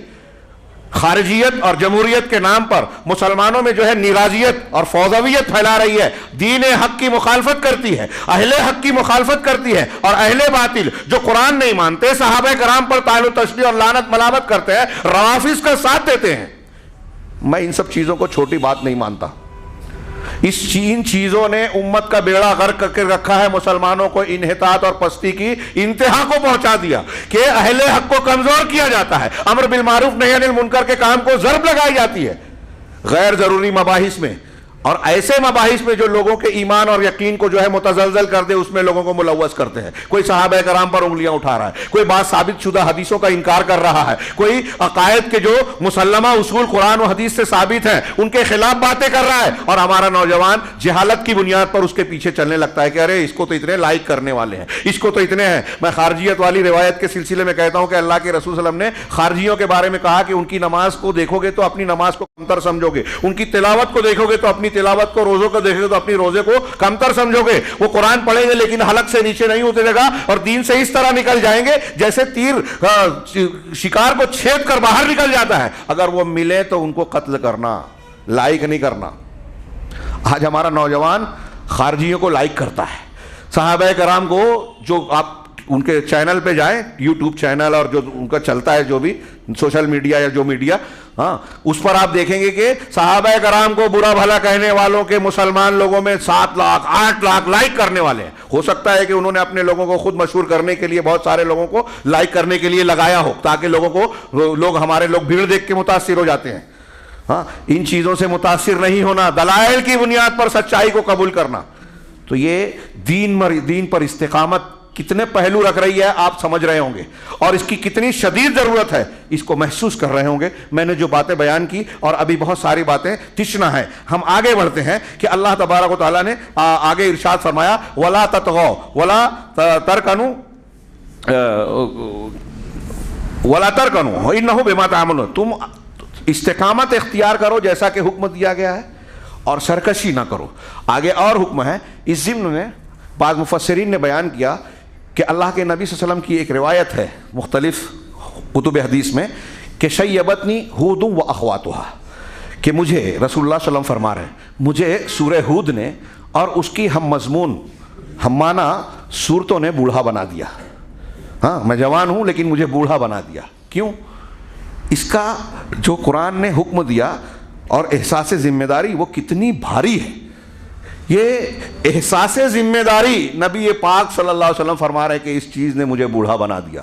کیا ہم کو اس بات کا احساس ہے جو ہمارے پیغمبر کو تھا؟ کہتے ہیں کہ یہی آیت تھی، سورہ ہود کے بارے میں کہا نا، سورہ ہود نے مجھے بوڑھا بنا دیا، اور اس کے ہم مضمون، تو اس میں یہ آیت تھی فَاسْتَقِمْ كَمَا أُمِرْتَ، کہ اے رسول آپ بھی جم جائیں، ڈٹ جائیں، پابندی کریں ویسے ہی جیسے کہ آپ کو حکم دیا گیا۔ وقت نہیں ہے، میں ایک جملے میں یہ بتاؤں کہ استقامت کے میدان بہت سارے ہیں۔ میں نے ابھی جو تشریح کی اس میں آپ کو معلوم ہے زندگی کا ہر مرحلہ استقامت چاہتا ہے۔ عقیدے کا مرحلہ، عبادات کا مرحلہ، آپ آج عبادت کر رہے ہیں، 2 نماز پڑھ رہے ہیں، 4 چھوڑ رہے ہیں، جمعہ کو پڑھ رہے ہیں، ہفتے بھر کی چھوڑ رہے ہیں، تو استقامت نہیں ہے۔ تو عبادات میں استقامت مطلوب ہے، اللہ کے راستے میں کوشش کرنا، مقاتلہ کرنا، اس میں استقامت۔ ہاں، کہ وَإِذَا لَقِيتُمْ فِئَةً فَاثْبُتُوا، اللہ نے قرآن میں کہا سورہ انفال میں کہ جب تم کسی گروہ سے تمہاری مٹ بھیڑ ہو جائے تو جم جاؤ، ثابت قدم رہو، صبر کرو، جمے رہو۔ دعوت و تبلیغ کے کام میں آپ کو جمے رہنا ہے۔ ہاں، سورہ بنی اسرائیل میں اللہ تبارک و تعالیٰ نے کہا کہ اگر اللہ کا احسان و کرم نہ ہوتا، یہ آیت ہے وَإِن كَادُوا لَيَفْتِنُونَكَ عَنِ الَّذِي أَوْحَيْنَا إِلَيْكَ، کہ قریب ہے کہ یہ کفار و مشرکین آپ کو جو ہم نے وحی دی ہے اس کی جانب سے آپ کو ہٹا دیویں، فتنے میں ڈال دیویں، لتفتری علینا غیرہ، تاکہ آپ اس قرآن کے علاوہ کوئی دوسری چیز ہم پر گڑ کر بنا لیویں، وَإِذًا لَاتَّخَذُوكَ خَلِيلًا، اگر آپ ایسا کریں گے تو یہ آپ کے دلی دوست بن جائیں گے۔ قرآن کو چینج کر دیں، نبی کو ورغلا رہے ہیں، اکسا رہے ہیں، ہم اور آپ کس کھیت کی مولی ہے؟ اللہ کہہ رہا ہے قرآن میں، رب کا فرمان ہے کہ آپ سے چاہتے ہیں کہ قرآن میں کچھ چینج کر لیویں، اور آپ اگر ایسا کر بیٹھے تو اللہ وہ تم کو دوست بنا لیں گے۔ سوچئے تھوڑی دیر کے لیے کہ ہم کو بھی بہت سے لوگ لالچ دیتے ہیں، ہماری لیڈرشپ کو خریدا جاتا ہے، ایسا کر لو تو ہم تمہیں یہ دے دیں گے۔ آج بہت سارے لوگ برطانوی پارلیمنٹ میں، واشنگٹن میں جا کر بہت سارے انعامات لے کر آ رہے ہیں۔ کس بات کا انعام؟ قوم فروشی کا، عقیدہ اور ضمیر فروشی کا، ملت فروشی کا۔ کوئی لالچ میں بک رہا ہے، ضمیر بیچتا ہے، کوئی دھمکی اور ڈر کر جو ہے حق کو چھوڑ دیتا ہے۔ ہاں، ابھی میں واقعات کا صرف اشارہ کر پاؤں گا شاید، انبیاء کرام کے واقعات، صحابہ کے واقعات، کہ کاٹا جا رہا ہے، عضو کو کاٹا جا رہا ہے، زمین میں دھسا کر آرے چلائے جا رہے ہیں۔ ہاں، اللہ کے رسول صلی اللہ علیہ وسلم نے بخاری کی حدیث میں بیان کیا، لیکن کلمہ حق اور کلمہ توحید سے منحرف نہیں ہوئے۔ ہاں، وہ بچہ جس نے ایمان لایا تھا، اصحاب بروج کا واقعہ، والسماء ذات البروج، ہاں، اس میں آپ پڑھیے خندق والوں کا واقعہ۔ ہاں، اس میں جن لوگوں نے اسلام، اس بچے کا معاملہ پورا واقعہ جو صحیح مسلم کی حدیث میں ہے، اور پھر ان لوگوں کا کہ جنہوں نے کلمہ پڑھا تھا، آگ کی خندقیں جلا کر بادشاہ نے کہا کہ اگر اپنے دین نہیں چھوڑو گے تو اس میں کود جاؤ، کود گئے لیکن واپس نہیں آئے۔ یہ ہے استقامت، نہ ڈرے نہ لالچ میں آئے۔ ان واقعات کا شاید موقع نہ مل پائے وقت کم ہونے کی وجہ سے۔ میں عرض یہ کر رہا تھا کہ نبی کریم صلی اللہ علیہ وسلم کو بھی ورغلانے، اکسانے، خریدنے کی کوشش کی۔ وہ واقعہ آپ جانتے ہیں کہ کفار مکہ کا وفد گیا، اگر چاہتے ہو تو حسین جمیل عورت سے شادی کر دیں، چاہتے ہو سرداری تو اپنا سردار بنا لیں گے، بادشاہ بنا لیں گے، یہ کر لیں گے، وہ کر لیں گے، مختلف قسم کے ان کو تجاویز پیش کی، آپشنز دیے۔ اللہ کے رسول کا جواب ہم اور آپ جانتے ہیں کہ میرے ایک ہاتھ میں سورج اور ایک ہاتھ میں چاند بھی لا کر دے دیں۔ اپنے چچا ابو طالب سے کہا تو میں اپنی دعوت سے ایک بال پیچھے ہٹنے والا نہیں۔ یہ ہے استقامت کہ دین پر میں جمع ہوا ہوں، دعوت میں جمع ہوا ہوں۔ اللہ کے رسول سے اللہ نے فرمایا وَلَوْ لَا أَن ثَبَّتْنَاكَ لَقَدْ كِدتَّ تَرْكَنُ إِلَيْهِمْ شَيْئًا قَلِيلًا، رونگٹے کھڑے کر دینے والی آیت ہے کہ اگر ہم آپ کو ثابت قدم نہ رکھتے، استقامت نہ دیتے، اگر ہم آپ کو استقامت نہ دیتے، لقد کدت ترکنوا الیہم، تو یہ قریب تھا کہ آپ بھی کچھ ان کی طرف جھک جاتے، مائل ہو جاتے۔ اللہ کے نبی صلی اللہ علیہ وسلم انسان تھے، اس سے پتہ چلتا ہے کہ آپ بھی کچھ نہ کچھ متاثر ہو جاتے، لیکن اللہ نے آگے جو جملہ کہا وہی ہلا دینے والا ہے۔ نبی پاک صلی اللہ علیہ وسلم تمام مراتب کے باوجود غور کیجئے اللہ تعالیٰ کیا کہہ رہا ہے، اذا لأذقناک ضعف الحیات وضعف الممات ثم لا تجد لک علینا نصیرا، اگر آپ ایسا کر لیتے، ان کی طرف جھک جاتے، اللہ کی وحی کے بالمقابل ان کی طرف آپ کا رجحان ہو جاتا، تب ایسا ہوتا تو ہم آپ کو زندگی کا اور موت کا ڈبل، دگنا عذاب دیتے۔ اللہ کے رسول سے کہا جا رہا ہے، یہ قرآن کہہ رہا ہے، سورہ بنی اسرائیل کی آیت نمبر 74 جا کے ترجمہ پڑھیے گا، دل دہلا دینے والا، کہ اگر آپ ثابت قدم نہیں رہے، اس دین اور اس وحی الہی سے ہٹ کر ان کفار و مشرکین کی طرف اپنا رخ مائل کر لیا، نرم گوشہ اختیار کیا، تو ہم زندگی کا ڈبل عذاب دیں گے، مزہ چکھائیں گے، اور موت کا بھی ڈبل عذاب اور مزہ چکھائیں گے۔ ثم لا تجد لک علینا نصیرا، اور پھر آپ ہمارے خلاف اپنے حق میں کوئی مددگار نہیں پائیں گے۔ جب رسول اللہ صلی اللہ علیہ وسلم سید المرسلین کے بارے میں یہ کہا جا رہا ہے کہ آپ اگر دین پر استقامت نہ کرتے ہوئے غیروں سے جا ملے تو پھر دوسروں کا کیا حال ہوگا؟ وہی بات یہاں سورہ ہود کی آیت میں اللہ تبارک و تعالیٰ نے ارشاد فرمائی کہ وَلَا تَرْكَنُوا إِلَى الَّذِينَ ظَلَمُوا، اور آپ ظالموں کی طرف نہ جھکیں۔ تمام لوگوں کو جمع کا صیغہ ہے، وہاں اللہ کے رسول کو اکیلے مخاطب کیا، اور یہاں جمع کا صیغہ ہے کہ آپ بھی جم جائیں، اور آپ کے ساتھ جن لوگوں نے توبہ کی، اور ہم اور آپ کو بھی کہہ رہا ہے اللہ تعالیٰ کہ وَلَا تَرْكَنُوا إِلَى الَّذِينَ ظَلَمُوا، جن لوگوں نے ظلم کیا، اب ظلم کر شرک کیا، کفر کیا، سب ظالم ہیں۔ کسی کا حق مار رہے ہیں، وہ بھی عام ظلم کی تعریف میں۔ جتنے بھی گناہ کی قسمیں ہیں سب ظلم کرنے والے ہیں۔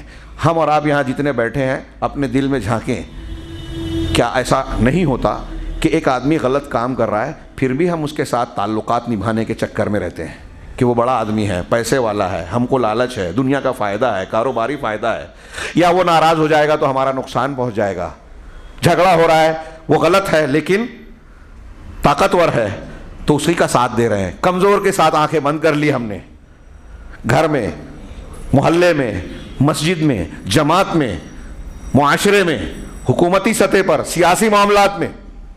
ہاں, اللہ کہہ رہا ہے کہ لا ترکنوا الی الذین ظلموا فتمسکم النار, ظالموں کی طرف نہ جھکو ورنہ تم کو آگ چھو لے گی, پکڑ لے گی, جہنم میں جاؤ گے. ظالموں کا ساتھ نہیں دینا چاہیے. یہ ہے استقامت کا معنی قرآن کی روشنی میں. اللہ نے اس کے بعد فرمایا وما لکم من دون اللہ من اولیاء, جب تم ایسا کرنے لگو گے تو جہنم میں جاؤ گے اور پھر اللہ کے علاوہ تمہارا کوئی دوست مددگار نہیں ہوگا.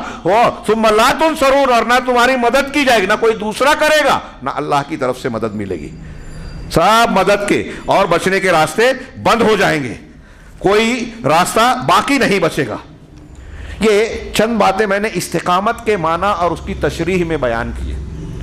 اور حاصل کلام یہ ہے کہ استقامت یہ ہے کہ دین قویم پر بالکل مضبوطی سے جمنا, بغیر افراط و تفرید کیے ہوئے, اور زندگی بھر آج کوئی کام اچھا کر رہے ہیں کل چھوڑ دیا, آج نماز پڑھ رہے ہیں کل نہیں پڑھا, آج نیک کام کیا کل نہیں کیا. یہ استقامت نہیں ہے, چھوڑ پکڑ.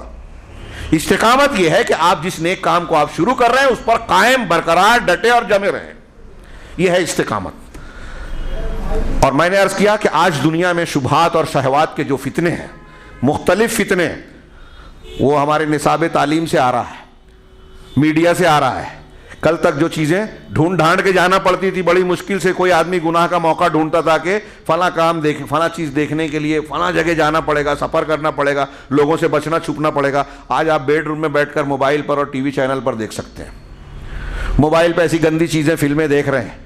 گھر کے اندر بیٹھ کر مرد اور خواتین ہمارے عقیدے کو خراب کرنے, نصاب تعلیم سے, ہاں, میڈیا کے ذریعے سے, ہمارے کلچر اور کلچرل پروگراموں سے, فلموں سے, ٹی وی چینل سے, ہاں, اور دنیا کے جتنے بھی میڈیا ہیں, اگر اس کی تفصیل بیان کریں تو آپ اور ہم حیرت. میں یہ کہنا چاہتا ہوں, ہاں, شبہات کے فتنے میں تفصیل سے کچھ گفتگو ہوئی کہ بہت سارے ایسے راستے ہیں جو ہماری نوجوان نسلوں کو, نئی نسلوں کو, مردوں اور عورتوں کو جو دین سے بیگانہ کر رہے ہیں, استقامت سے ہٹا رہے ہیں, اور ہم کو احساس نہیں ہے.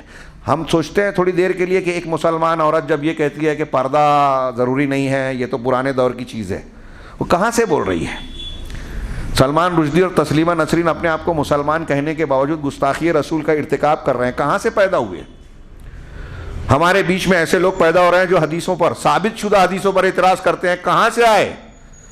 جو دین کے مسلمات پر اعتراض کرتے ہیں مسلمان نما شکل لے کر, کہاں سے پیدا ہوئے؟ یہ وہی باہر کے پروردہ ہیں, شہوات اور شبہات کے فتنوں کے شکار ہیں. مرزا غلام احمد قادیانی کے بارے میں یہ ثابت شدہ ہے کہ وہ جھوٹا نبی تھا, لیکن آج ایک امت اس کو آج بھی مان رہی ہے.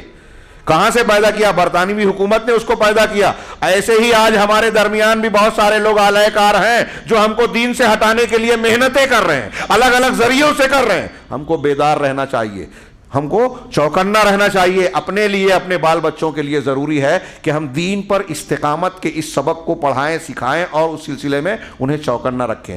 کیسے آپ دین کو بچائیں گے؟ ہاں, تو اختصار کے ساتھ 2-3 نکات بیان کروں کہ دین پر بچنے کے لیے, دین پر قائم اور استقامت کے لیے سب سے ضروری, سب سے اہم, سب سے زیادہ قوت جس پر لگانی چاہیے, اللہ کی معرفت پر. کل کھڑگپور میں میں نے, مجھے لگتا ہے 1 گھنٹے سے زیادہ کا خطاب ہوا اللہ کی معرفت پر. وہ بھی ادھورا تھا. اللہ تبارک و تعالیٰ کی تعظیم, اس کی عظمت, اس کے اسماء و صفات کا علم اگر ہمیں حاصل ہو, ساری خیر و برکات اسی میں ہے. ایک مومن کے لیے سب سے زیادہ ضروری چیز ہم کو اور آپ کو, جو ضروری چیز ہے, اللہ کی معرفت حاصل کرنا. قبر میں پہلا سوال ہوگا من ربک. جو اللہ کی معرفت نہیں رکھتا شاید وہ جواب نہ دے پائے, توحید کو نہیں جانتا. اور دنیا میں آج جو گناہ ہو رہے ہیں, اگر سوال کیا جائے کہ گناہ ہونے کے کیا اسباب ہیں, گناہ کو سمجھ کر بھی لوگ گناہ کرتے ہیں. یہ گناہ ہے, یہ حرام ہے, یہ غلط ہے, اس میں نقصان ہے, پھر بھی کر رہے ہیں. کیوں؟ اس کی کئی وجوہات ہم لمبی لمبی تقریر کر کے بیان کریں. سب سے بڑی اور سب سے بنیادی وجہ ہے کہ اللہ کی معرفت نہیں ہے. اللہ کی معرفت ہوگی, اللہ کے انعام اور ثواب اور اجر و ثواب کا اور اس کی پکڑ کا اگر عقیدہ ہوگا جس کو ہم آخرت پر ایمان سے جوڑیں, یہ 2 چیزیں ہوگی تو بندے کے لیے استقامت کا سب سے مضبوط بنیاد یہی ہوگی, سب سے مضبوط بنیاد. اللہ کا ڈر ہوگا تو کسی بادشاہ کا وقت کا فرعون کیوں نہ ہو، دجال مومن بندے سے کہے گا کہ مجھ کو خدا مان، نہیں مانے گا، اس سے نہیں ڈرے گا، اللہ سے ڈرے گا۔ تو جو ایمان والا ہوگا نا، اللہ کے علاوہ کسی سے نہیں ڈرے گا۔ جو ایمان والا ہوگا اللہ کے اجر و ثواب کے مقابلے میں کسی ثواب کا لالچ نہیں کرے گا کہ میں اگر ایمان بیچوں گا تو مجھے حکومت ملے گی، مجھ کو راجیہ سبھا اور لوک سبھا کی جو ہے ممبری مل جائے گی، مجھ کو زمین اور ٹھیکیداری مل جائے گی، فلاں اور فلاں میرا کاروباری فائدہ ہو جائے گا، مجھ کو فلاں عورت سے نکاح کرنے کا موقع مل جائے گا۔ ان چیزوں کی بنیاد پر کوئی آدمی بکے گا نہیں۔ اگر اللہ کی معرفت رکھتا ہے، اس کے دل میں اللہ کی تعظیم ہوگی، اللہ کا ڈر ہوگا، اللہ سے امید ہوگی، اللہ پر توکل ہوگا، نفع اور نقصان اللہ کے ہاتھ میں یہ جانے گا تو کسی کے سامنے نہیں جھکے گا، خودداری آئے گی اس کے اندر، ہر خوبی پیدا ہوگی اللہ کی معرفت سے۔ تفصیل کا موقع نہیں۔ آخرت پر ایمان، جنت اور جہنم اللہ کی ہے، جس طرح روزی اللہ دیتا ہے جنت اور جہنم بھی وہی ڈالے گا، جنت بھی اسی طرح جیسے ہم اللہ سے جنت مانگتے ہیں، روزی بھی اسی سے مانگنا چاہیے کیونکہ سب اسی کا ہے۔ تو جنت کا شوق اگر آ جائے تو دنیا کی ہر چیز کا خوف جو ہے ہیچ ہو جاتا ہے۔ ہاں، میں نے ابھی ذکر کیا جمعہ کے خطبے میں رضی اللہ عنہم ورضوا عنہ صحابہ کرام کے بارے میں جو کہا، اور اس کے ضمن میں بتایا کہ صحابہ کرام مر رہے ہیں اور مسکرا رہے ہیں، شہید ہو رہے ہیں اور مسکرا رہے ہیں۔ کیوں؟ حضرت ابو عمارہ ابن السکن غالباً احد میں جب جنگ ختم ہوئی، اللہ کے رسول صلی اللہ علیہ وسلم نے ان لوگوں کو بھیجا کہ حالات دیکھیں، تو دیکھا کہ یہ انصاری صحابی تھے، آخری سانسیں چل رہی تھی۔ جو پاس گئے تھے کہا اشارے سے کہ رسول اللہ صلی اللہ علیہ وسلم کو میرے قریب بلاؤ۔ آپ پہنچے، آپ نے اشارہ کیا کہ میرے اور قریب آئیے، آپ نے زمین پر دونوں گھٹنے رکھ دیے۔ ابو عمارہ اپنا سر بڑی مشکل سے تھوڑا سا اٹھا کر نبی کریم صلی اللہ علیہ وسلم کے پیروں پر، آپ کی ران پر رکھ دیا، اور آپ کو دیکھ کر مسکرانے لگے۔ اسی مسکراتے ہوئے آپ کی جان، آپ کی روح قبض ہو گئی، مسکراتے ہوئے جان دی۔ وہی مولانا آزاد نے کہا کہ یہ سابقون الاولون ایسے تھے کہ ان کا مقام یہ تھا کہ اللہ کے راستے میں خاک و خون میں لوٹ کر جس طرح مسکرا کر موت کا استقبال کیا، دنیا میں کوئی انسان نرم بستر پر نہیں کرتا۔ اللہ کے راستے میں آنے والا کڑوا گھونٹ جو پینا پڑتا تھا، مصیبت جھیلنی ہے، اس کو میٹھے شربت کی طرح لذت لے کر پیا ان لوگوں نے۔ ایک بیمار، ہم اور آپ بیمار ہو جائیں تو کچھ کو زبردستی دوا پلانی پڑتی ہے، مولانا آزاد نے مثال دی۔ کچھ ایسے ہیں کہ جو مجبوراً کہ چلو بیمار ہو، پینا پڑے گا، آپریشن کرنا پڑے گا، انجیکشن لگوانا پڑے گا، نہ چاہتے ہوئے ناپسندیدگی کے ساتھ لگوا لیتے ہیں۔ لیکن کچھ ایسے ہیں جنہیں کڑوی دوا میں مزہ آتا ہے۔ صحابہ کرام کا ایمانیات میں یہی مزاج تھا کہ اللہ کے راستے میں تکلیف ان کے لیے راحت کا سامان تھی۔ یہ ہے اعلیٰ محبت اور ایمان اور استقامت۔ استقامت ایمان سے اونچا درجہ ہے۔ ہم نے لا الہ الا اللہ کہا، یہ ایک بات۔ لا الہ الا اللہ سے آگے یہ ہے کہ ہم اس پر جمے رہیں، ڈٹے رہیں، کیسے بھی حالات آ جائیں اس سے ہلے ہٹے نہیں۔ توحید کے بعد توحید کا سبق اور اللہ کی معرفت ہوگی تو آخرت کا یقین، جنت کا شوق ہوگا تو دنیا کی کوئی چیز کا لالچ انسان کو روک نہیں سکتا۔ کیسے کیسے صحابہ کرام میں ہے، 5-10 منٹ اور بول سکتا ہوں۔ حضرت ابو ذر غفاری رضی اللہ تعالیٰ عنہ، کیا شان تھی۔ اللہ کے رسول نے کہا سورج مشرق کی بجائے مغرب سے طلوع ہو جائے گا، اس امت میں ابو ذر غفاری جیسے سچے لہجے والا انسان پیدا نہیں ہوگا، اس کا ثانی پیدا نہیں ہوگا۔ ہاں، ان کی ایک شان عجیب و غریب بتائیں، کچھ چیزیں ان کی انفرادی تھی، یہ ضروری نہیں ہے، لیکن ان کا اپنا اعلیٰ معیار دیکھیے، عظیمت دیکھیے۔ انہوں نے کہا کہ لوگ خوبصورت لڑکیوں کو ڈھونڈ کر شادی کرتے ہیں، میرے لیے بدصورت لڑکی ڈھونڈو۔ کہا ایسا کیوں؟ کہا اس کو بھی تو اللہ تعالیٰ نے پیدا کیا، اس کو بھی چاہتے ہیں، خواہشات ہیں، دل ہے، سب کچھ ہے، تو وہ بھی اللہ کی بندی ہے۔ اگر اسے کوئی نہیں پسند کرے گا تو پھر وہ اللہ کی نعمتوں سے بددل ہوگی، اور بھی بہت ساری حکمتیں۔ تو ڈھونڈ کر بدصورت عورت سے شادی کی۔ یہ میں ایک مثال دے رہا ہوں۔ صحابہ کرام میں آپ اس طرح عجیب و غریب معاملہ۔ حضرت عبادہ بن صامت رضی اللہ تعالیٰ عنہ اپنے بیٹے کو آخری وقت میں، عالم صحابی ہیں، آخری وقت میں ایک باپ اپنے بیٹے کو کوئی نصیحت کرتا ہے تو کتنی اہمیت کی حامل ہوتی ہے۔ ہاں، سنن کی روایت ہے، علامہ البانی نے بھی صحیح کہا ہے۔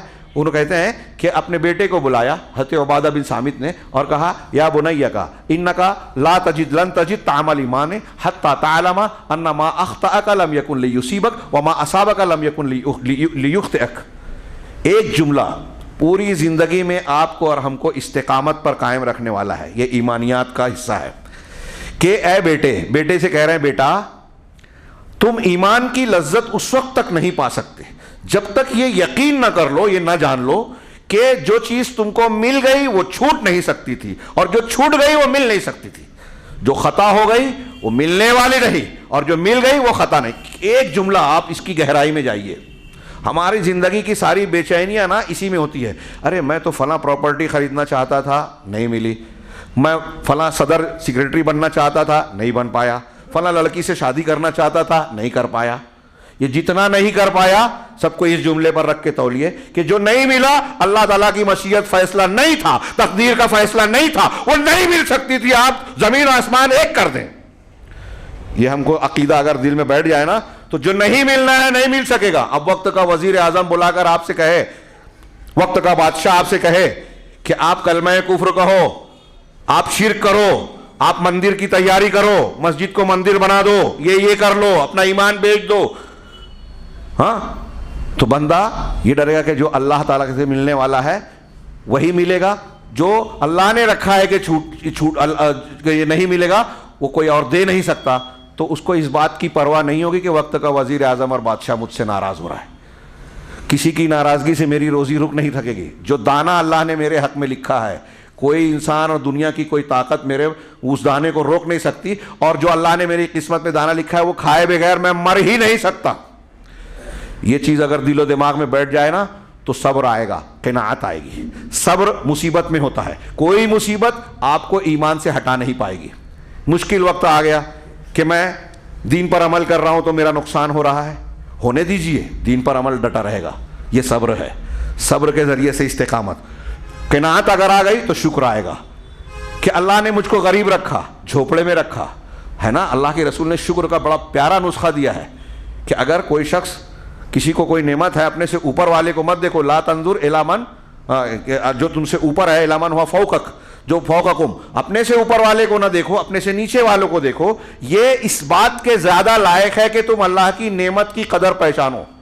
اس کی مثال سمجھانے کے لیے فرض کیجئے کہ ایک آدمی کو ایک آنکھ ملی, ایک آنکھ ملی, ایک آنکھ نہیں ہے, کانا ہے, آدھا اندھا. تو اب وہ یہ دیکھے کہ دنیا کے دوسرے لوگوں کے پاس دو دو آنکھیں ہیں, اللہ نے مجھے ایک ہی آنکھیں دی.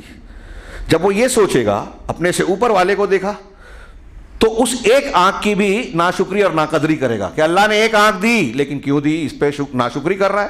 اگر وہ یہ دیکھے گا کہ مجھے اللہ نے ایک آنکھ دی لیکن کچھ تو ایسے بندے بھی ہیں جن کو دونوں آنکھوں سے محروم رکھا, دونوں آنکھیں نہیں ہیں, مجھے ایک تو دی نا, میں تو دنیا دیکھ رہا ہوں.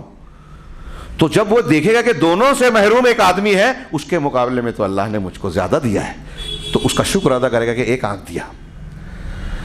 ایسے ہی ایک گھر جھوپڑے والا ہے, بلڈنگ والے کو دیکھے گا تو کہے گا کہ میرے پاس کچھ نہیں ہے. یہ دیکھے گا کہ کچھ لوگ فٹ پاتھ پر جی رہے ہیں, کچھ لوگ اپاہج ہیں, کچھ لوگ دوسروں کے ٹکڑوں پر پل رہے ہیں, اس سے تو بہتر رکھا مجھے. تو اپنے سے نیچے والوں کو دیکھو, قناعت پیدا ہوگی. جو اللہ نے دیا ہے اس پر یہ یقین رکھو کہ اللہ تعالیٰ نے جو دیا ہے وہ کوئی چھین نہیں سکتا, اور جو اللہ تعالیٰ نہیں دینا چاہتا کوئی دے نہیں سکتا. یہ بات کہہ کے حضرت عبادہ بن صامت نے آگے روایت بیان کی, اللہ کے رسول کو فرماتے ہوئے سنا کہ اللہ تعالیٰ نے جب قلم کو پیدا کیا تو کہا کہ لکھو, اور وہ ساری چیزیں, پوچھا کیا لکھوں, وہ ساری چیزیں جو قیامت تک ہونے والی ہے. اب جو کچھ اللہ نے کہہ دیا, قلم نے لکھ دیا, اس میں کوئی رد و بدل نہیں ہونے والا ہے, یہ تقدیر ہے. اگر ہم اس پر ایمان لائیں تو ہمارے اندر بہادری آئے گی, خودداری آئے گی, قناعت آئے گی, شکر آئے گا اور صبر آئے گا. یہ سب چیزیں مل کر آدمی کو استقامت والا بنائیں گے, دین پر جمنے والا بنائیں گے. ہم جب صبر کا دامن چھوڑتے ہیں, ہم جب شکر کا دامن چھوڑتے ہیں, ہمارے اندر قناعت اور قناعت, عدم قناعت ہوتی ہے کہ ارے مجھے تو ایسا بنایا, مجھے تو ویسا بنایا. عورتوں میں بھی یہ چیزیں بہت زیادہ ہوتی ہے, حرص, کہ کسی کو دیکھا کہ ان کے یہاں, ان کے گھر میں تو یہ مشین آ گئی, ان کے گھر میں تو یہ نعمت ہے, ہمارے گھر میں یہ محروم ہے, اپنے شوہر سے شکایت کرنے لگتی ہے. قناعت آ جائے گی تو یہ یقین ہو جائے گا کہ اللہ نے ہم کو جو دینا تھا وہ دیا ہے, ان کو جو دینا تھا وہ دیا ہے. کوئی شکوے شکایت کی بات نہیں. مجھے بدصورت بنایا, کوئی بات نہیں, رب ہے ہمارا پروردگار, اس نے بنایا ہے, اسے خوبصورت بنایا. اللہ کی حکمت کا تقاضا اور مشیت یہ تھی کہ وہ خوبصورت ہو, میں بدصورت ہوں, کوئی بات نہیں. میں غریب ہوں, وہ امیر ہے, کوئی بات نہیں. یہ ساری چیزیں جو صبر و شکر مل کر استقامت پیدا کرتی ہے. استقامت پیدا کرنے کے لیے اللہ کے نبی اور قرآن نے ہم کو دعائیں سکھائی ہیں. قرآن کی ایک دعا ہے ربنا لا تزغ قلوبنا بعد اذ ہدیتنا، پروردگار ہمارے دلوں کو ٹیڑھا نہ کر ہدایت دینے کے بعد. یہ سورہ آل عمران میں آپ پڑھیے، راسخین فی العلم جو علم میں مضبوط ہے وہ کہتے ہیں کہ پروردگار ہمیں ہمارے دل کو ربنا لا تو ہمارے دلوں کو ٹیڑھا نہ کر، کجی نہ پیدا کر، بعد اذ ہدیتنا ہدایت دینے کے بعد. ہدایت مل گئی، توحید آ گئی، قرآن و حدیث کو ماننے والے بن گئے، اب ہمارے دل میں ٹیڑھا پن نہ ہو. کوئی عالم ہو اپنے آپ کو گھمنڈ میں مبتلا نہ سمجھیں، گھمنڈ میں مبتلا نہ کریں. آپ اور ہم بیٹھے ہیں، کبھی اس گھمنڈ میں نہ پڑے کہ ہم کو تو ہدایت مل گئی، ہم تو اہل الحدیث ہیں، ہم تو ایسے ہیں، ہم تو ویسے ہیں. میں سوچتا ہوں تو حیرت کرتا ہوں، عمر فاروق، عثمان غنی، ابو بکر صدیق رضی اللہ عنہم اور ایسے بہت سے صحابہ جنہوں نے زبان رسالت جو صادق و مصدوق ہے، جو بات غلط نہیں ہو سکتی، بارہا سنا کہ یہ جنتی ہیں، پھر بھی ڈرتے تھے کہ اللہ نے اگر فلاں سوال کر لیا تو کیا جواب دیں گے.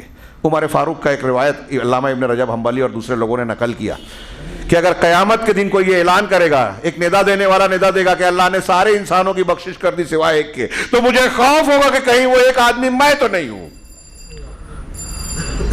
ان کے دو بیٹے ابن عمر اور حضرت ابو موسیٰ اشعری اور ان کے دونوں بیٹے بات کرتے ہیں. ابن عمر نے حضرت عمر کا یہ قول نقل کیا. وہ کہتے ہیں کہ حضرت عمر کہتے ہیں کہ مجھے اس بات کا میں سوچتا ہوں کہ اللہ تبارک و تعالی ہمارا حساب و کتاب نہ لے، مجھے جنت نہ دے جہنم سے نجات دے دے. یہ ان کا ڈر تھا. حضرت ابن ابی ملیکہ امام بخاری نے روایت نقل کی جو تابعی ہیں، کہتے ہیں کہ میں نے 30 صحابہ کرام سے ملاقات کی. ادرکت 30 من اصحاب رسول اللہ صلی اللہ علیہ وسلم کلہم یخاف علی نفسہ النفاق. ان میں سے ہر شخص اپنے آپ پر نفاق کا ڈر رکھتا تھا کہ میں منافق تو نہیں ہوں، منافقین میں تو میرا شمار. عمر فاروق حضرت حذیفہ سے پوچھتے تھے کہ کہیں اللہ کے رسول نے میرا نام منافقین میں تو نہیں گنایا. وہ اس طرح خوف زدہ رہتے تھے، اپنے نفس کا محاسبہ کرتے تھے، ڈرتے تھے. اور ہم اور آپ مل جائے گی جنت، گناہوں پر گناہ کیے جائے اور اللہ تبارک و تعالیٰ پر تمنائیں باندھیں، یہ استقامت کے خلاف ہے. یہ دعا کی ضرورت علماء فضلاء سب کو ہے. بڑے بڑے عالم آج دیکھیے، ذہین انسان، ہدایت کا تعلق ذہانت سے نہیں ہے، ہاں ہمارے باطن کے اخلاص سے ہے. بہت ذہین دنیا میں نظر آتے ہیں، توحید سے محروم ہیں، کفر میں مبتلا ہیں. بڑے علماء ہیں، بہک گئے. اچھے عالم تھے، کوئی جو ہے وہ تحریکیت کے راستے پہ چلا گیا، خارجیت کو کسی نے قبول کر لیا، مکفرین میں سے بن گئے. کسی نے جو ہے وہ قرآن کی تفسیر لکھی لیکن صحابہ کرام پر تنقید کر رہا ہے، روافض اور خوارج کا ساتھ دے رہے ہیں. کوئی حدیثوں کا انکار کر رہا ہے، کوئی الگ الگ قسم کے کفر اور شبہات کا انکار. یہ کوئی ایسی بات نہیں ہے جو میں عجیب و غریب بول رہا ہوں. ہم اپنے چاروں طرف نگاہ دوڑائیں، ایسے لوگ نظر آئیں گے. لہٰذا اس دعا کی ضرورت ہے. اسی لیے نبی کریم صلی اللہ علیہ وسلم عائشہ صدیقہ سے کسی نے پوچھا، ام المومنین مائی عائشہ سے، کہ اللہ کے رسول کی زیادہ دعا کیا ہوتی تھی؟ تو آپ کہتے ہیں، آپ نے کہا اللہ کے رسول ہم گھر میں زیادہ تر دعا پڑھتے تھے، یا مقلب القلوب ثبت قلبی علی دینک، اے دلوں کو پھیرنے والے میرے دل کو اپنے دین پر جما دے، استقامت دے دے، ثابت قدم رکھ دے. قرآن میں کئی جگہ دعاؤں میں وثبت اقدامنا، مومنوں کی دعا بتائی کہ پروردگار ہمارے قدم کو ثابت بنا دے، ثابت قدمی عطا فرما. نبی صلی اللہ علیہ وسلم کی یہ ایک دعا میں نے بتائی، یا مقلب القلوب ثبت قلبی علی دینک. یہ ایک دعا جو قرآن میں ہے، ربنا لا تزغ قلوبنا بعد اذ ہدیتنا وہب لنا من لدنک رحمہ انک انت الوہاب. یہ دعا لازمی طور سے پڑھتے رہنا چاہیے. اللہ کے رسول نے صبح شام کی جو دعائیں بتائی اس میں ایک جگہ ہے، وقت نہیں ہے صرف اتنا ہی ٹکڑا پڑھوں. اللہم انی اسألک العافیہ، اللہم انی اسألک العفو والعافیہ، اللہم انی اسألک العافیۃ فی الدنیا والآخرہ، اللہم انی اسألک العفو والعافیۃ فی دینی و دنیایا و اہلی و مالی. میرے دین میں مجھ کو عافیت دے. کیا مطلب؟ یعنی میرے دین کو ایسی چیزوں سے محفوظ بنا جو دین کو خراب کرے، دین میں خلل پیدا کرے، دین میں خامی لائے. ایسی چیزوں سے روزانہ نبی کریم صلی اللہ علیہ وسلم نے جو دعائیں بتائی ہے نا، میں اکثر کہتا ہوں کہ اللہ کے رسول نے جو بتایا وہ ہماری ضرورت ہے، اس کو نظر انداز کر کے ایسے ہی چھوڑو مت. جو چیز ہم کو ضرورت تھی اللہ نے اور رسول نے ہم کو وہی بتایا ہے، وہی سکھایا ہے. صبح شام کی دعا پڑھنے کو جو بتایا نا، صبح شام ہر روز ان دعاؤں کی ہم کو ضرورت ہے، ہماری غذا ہے، ہماری ضرورت ہے دنیا اور آخرت میں فائدے کے لیے، نقصان سے بچانے کے لیے. تو اللہ کے رسول نے سکھایا کہ میرے دین کو، میری دنیا کو، میرے اہل و عیال، مال و متاع کو تو عافیت دے، یعنی دین کو ہر قسم کی خرابی سے بچا، دنیا میں مجھ کو ہر قسم کے شر سے، مصیبت سے، بلا سے، بیماری سے، گمراہی سے محفوظ رکھ۔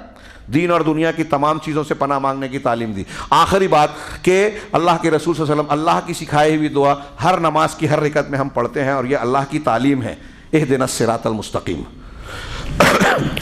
اہدنا الصراط المستقیم، اس کی بہت ساری تفاسیر۔ شیخ عبد الرحمن بن ناصر السعدی کہتے ہیں کہ اہدنا الصراط المستقیم جب اللہ سے کہہ رہے ہیں، خود اللہ نے ہمیں سکھایا ہے، کیا مطلب ہے اس کا؟ اَیدُلَّنَا وَأَرْشِدْنَا وَوَفِّقْنَا لِلصِّرَاطِ الْمُسْتَقِيمِ، کہ ہم کو دکھا، دلنا دلالت فرما، رہنمائی کر، وَأَرْشِدْنَا دکھا اور رہنمائی فرما، وَوَفِّقْنَا اور ہم کو توفیق دے، کس بات کی؟ صراط مستقیم کی۔ کون سی صراط مستقیم؟ وَهُوَ الطَّرِيقُ الْوَاضِحُ، وَهُوَ الطَّرِيقُ الْوَاضِحُ الْمُوصِلُ إِلَى اللَّهِ وَإِلَى جَنَّتِهِ۔ صراط مستقیم کیا ہے؟ یہ واضح اور کھلا ہوا راستہ، وہ راستہ جو اللہ تک اور جنت تک پہنچانے والا ہے۔ یہ کون سا راستہ ہے؟ رسول کا بتایا ہوا۔ اگر آپ نے رسول اللہ صلی اللہ علیہ وسلم کو چھوڑ کر کسی امام کا دامن تھاما، کسی پیر کا دامن تھاما، اور وہ اللہ کے رسول کے خلاف کوئی بات بتا رہے ہیں، اور آپ اسی خوش فہمی میں ہیں کہ پیر صاحب اتنے بڑے ہیں تو ان کی بات غلط کیسے ہو سکتی ہے، تو آپ گمراہی کا شکار ہیں۔ آنکھیں کھولیے، بیداری اختیار کیجئے۔ اللہ تعالیٰ نے کوئی مذاق نہیں کیا کہ قرآن اتارا، نبی بھیجا، ان کی حفاظت کی، ان کو محفوظ رکھنے کا اتنا انتظام فرمایا کہ پوری امت کے ہر دور میں اتنے بڑے بڑے علماء نے زندگیاں کھپا کر قرآن حدیث کی خدمت کی۔ کیوں کیا اللہ تعالیٰ نے یہ انتظام؟ تاکہ ہمارے اوپر ہدایت کی حجت پوری ہو، اور ہم کوئی یہ نہ کہہ سکے کہ ہم کو تو پتہ ہی نہیں تھا، صحیح اور غلط معلوم نہیں تھا، حق اور باطل میں تمیز نہیں کر سکے۔ یہ دین کیوں اتارا، کیوں بتایا، اور ہم کو اللہ تعالیٰ نے آنکھ، کان، دل و دماغ، سوجھ بوجھ کیوں دی؟ وَجَعَلَ لَكُمُ السَّمْعَ وَاللَّهُ أَخْرَجَكُم مِّن بُطُونِ أُمَّهَاتِكُم، اللہ نے تم کو تمہاری ماؤں کے پیٹ سے پیدا کیا، نکالا، لا تعلمون شيئا، اس حالت میں کہ تم کو کچھ بھی علم نہیں تھا۔ وَجَعَلَ لَكُمُ السَّمْعَ وَالْأَبْصَارَ وَالْأَفْئِدَةَ لَعَلَّكُم تَشْكُرُونَ، اور تمہارے لیے کان، آنکھ اور دل و دماغ دیے تاکہ تم شکر گزار بن جاؤ۔ سوچئے، پیدا ہوئے تو بے علم تھے، جاہل تھے، آنکھ، کان، دل و دماغ دیا تو اس کا، اور پھر آگے کہا کہ شکر گزار بن جاؤ۔ یہ آنکھ، کان، دل و دماغ اس لیے دیا کہ تم علم بغیر علم کے تھے، اس کے ذریعے سے علم والے بن جاؤ، اور جب صحیح علم ہوگا تو صحیح ہدایت ملے گی، اور تم جو ہے شکر گزار بنو گے، اللہ کی نعمت کی قدر پہچانو گے، اس کے دین کی قدر پہچانو گے۔ تو ہم یہ دامن بچا نہیں سکتے یہ کہہ کے کہ ہم کو نہیں سمجھتا تھا۔ میں اس بات کو پورا کر لوں، 2 لائن میں صرف ہے کہ اللہ تعالیٰ کا یہ جو فرمان ہے کہ صراط مستقیم کی ہم کو توفیق دے، وہ صراط مستقیم جو تیرا واضح اور بین راستہ ہے اور اللہ تک اور جنت تک پہنچانے والا ہے۔ دوسرے راستے جو اللہ کے رسول سے ہٹ کر ہیں وہ جنت تک نہیں، جہنم کی طرف لے جاتے ہیں۔ اب یہ صراط مستقیم کی مزید وضاحت کر رہے ہیں شیخ سعدی، بہت مختصر الفاظ میں جامع، آپ غور سے سنیے۔ وَهُوَ مَعْرِفَةُ الْحَقِّ وَالْعَمَلِ بِهِ، صراط مستقیم کیا ہے؟ حق کی معرفت، حق کا علم اور اس پر عمل۔ حق کا علم، آج بہت سارے لوگ اس پر، جس گھر میں ایک جیسے غیر مسلم کافر ہندو مذہب میں پیدا ہوا تو وہ ماں باپ کے دین کو سچا دین مان کے وہی قبول کر رہا ہے۔ ایک عیسائی اس گھر میں پیدا ہوا، وہ اپنے باپ دادا کے دین کو صحیح مان رہا ہے۔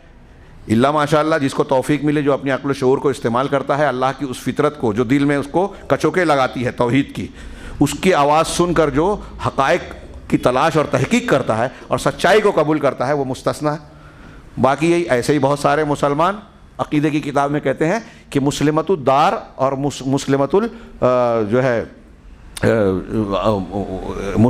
کہ گھر کا مسلمان اور علم اور تحقیق کا مسلمان، مسلمت الاختیار، اختیار والا مسلمان۔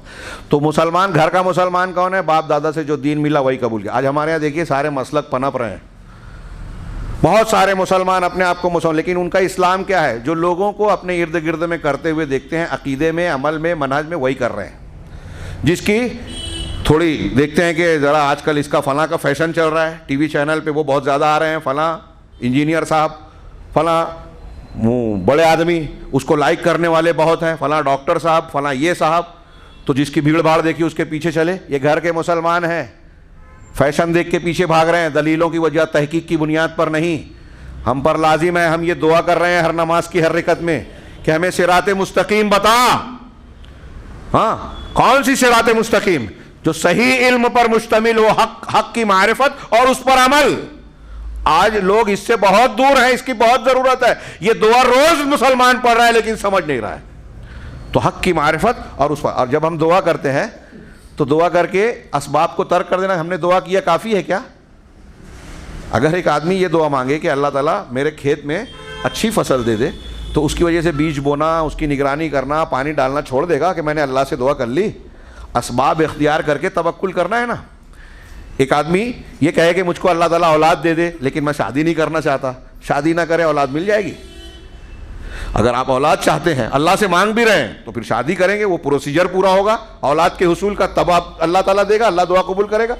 اب آپ اللہ سے نماز میں کہہ رہے ہیں کہ اہدنا الصراط المستقیم, مجھے صراط مستقیم پر چلا, اس کی توفیق دے, یعنی حق کی معرفت اور اس پر عمل کی توفیق ملے. تو آپ کو کوشش کرنا پڑے گی کہ قرآن و حدیث کو پوچھیں, جانیں, علماء حق سے رابطہ قائم کریں, صحیح دین کو سمجھیں. بہت سارا دین اور بہت سارے مسلک ہیں, تو اس میں کون سا دین سچا ہے, کون سا مسلک اللہ تبارک و تعالیٰ کے دین کے مطابق ہے, رسول کا طریقہ ہے, اس کو آپ کو جاننا اور ڈھونڈنا پڑے گا. اس سے بچ نہیں سکتے. تو وہی دعا مانگی, وَاهْدِنَا إِلَى الصِّرَاطِ وَاهْدِنَا إِلَى الصِّرَاطِ وَفِي الصِّرَاطِ. بس یہ جملہ میں واضح کر کے بات کو ختم کرنا چاہتا ہوں. یہ حاصل جملہ ہے کہ اللہ کے اس میں یہ ہے, اہدنا الصراط المستقیم کی تشریح کرتے ہوئے کہہ رہے ہیں عبد الرحمن بن ناصر السعدی کہ ہم کو الی الصراط بھی ہدایت دے اور فی الصراط بھی ہدایت دے. الی الصراط, صراط کی طرف, الی کا معنی, فی کا معنی صراط میں, دونوں جگہ ہدایت دے. تو اس کا معنی کیا ہوا؟ یہ کہہ رہے ہیں فالہدایۃ الی الصراط. پہلے جملے کا معنی کہ ہم کو صراط مستقیم کی طرف ہدایت دے, اس کا معنی ہوگا لزوم دین الاسلام و ترک ما سواہ من الادیان. دین اسلام کو لازم پکڑنا اور اس کے علاوہ دوسرے جو مذاہب ہیں اس کو ترک کر دینا. یہاں میں اس کو آپ کو سمجھانے کے لیے اپنے جملے میں یہ کہوں کہ دنیا میں بہت سارے مذہب ہیں, تیرا اتارا ہوا مذہب دین اسلام ہے, تو پروردگار جو تیرا سچا دین ہے اس کی ہدایت مجھے دے, اس کو قبول کرنے کی توفیق دے, اس کی سمجھ اور اس پر عمل کی توفیق دے.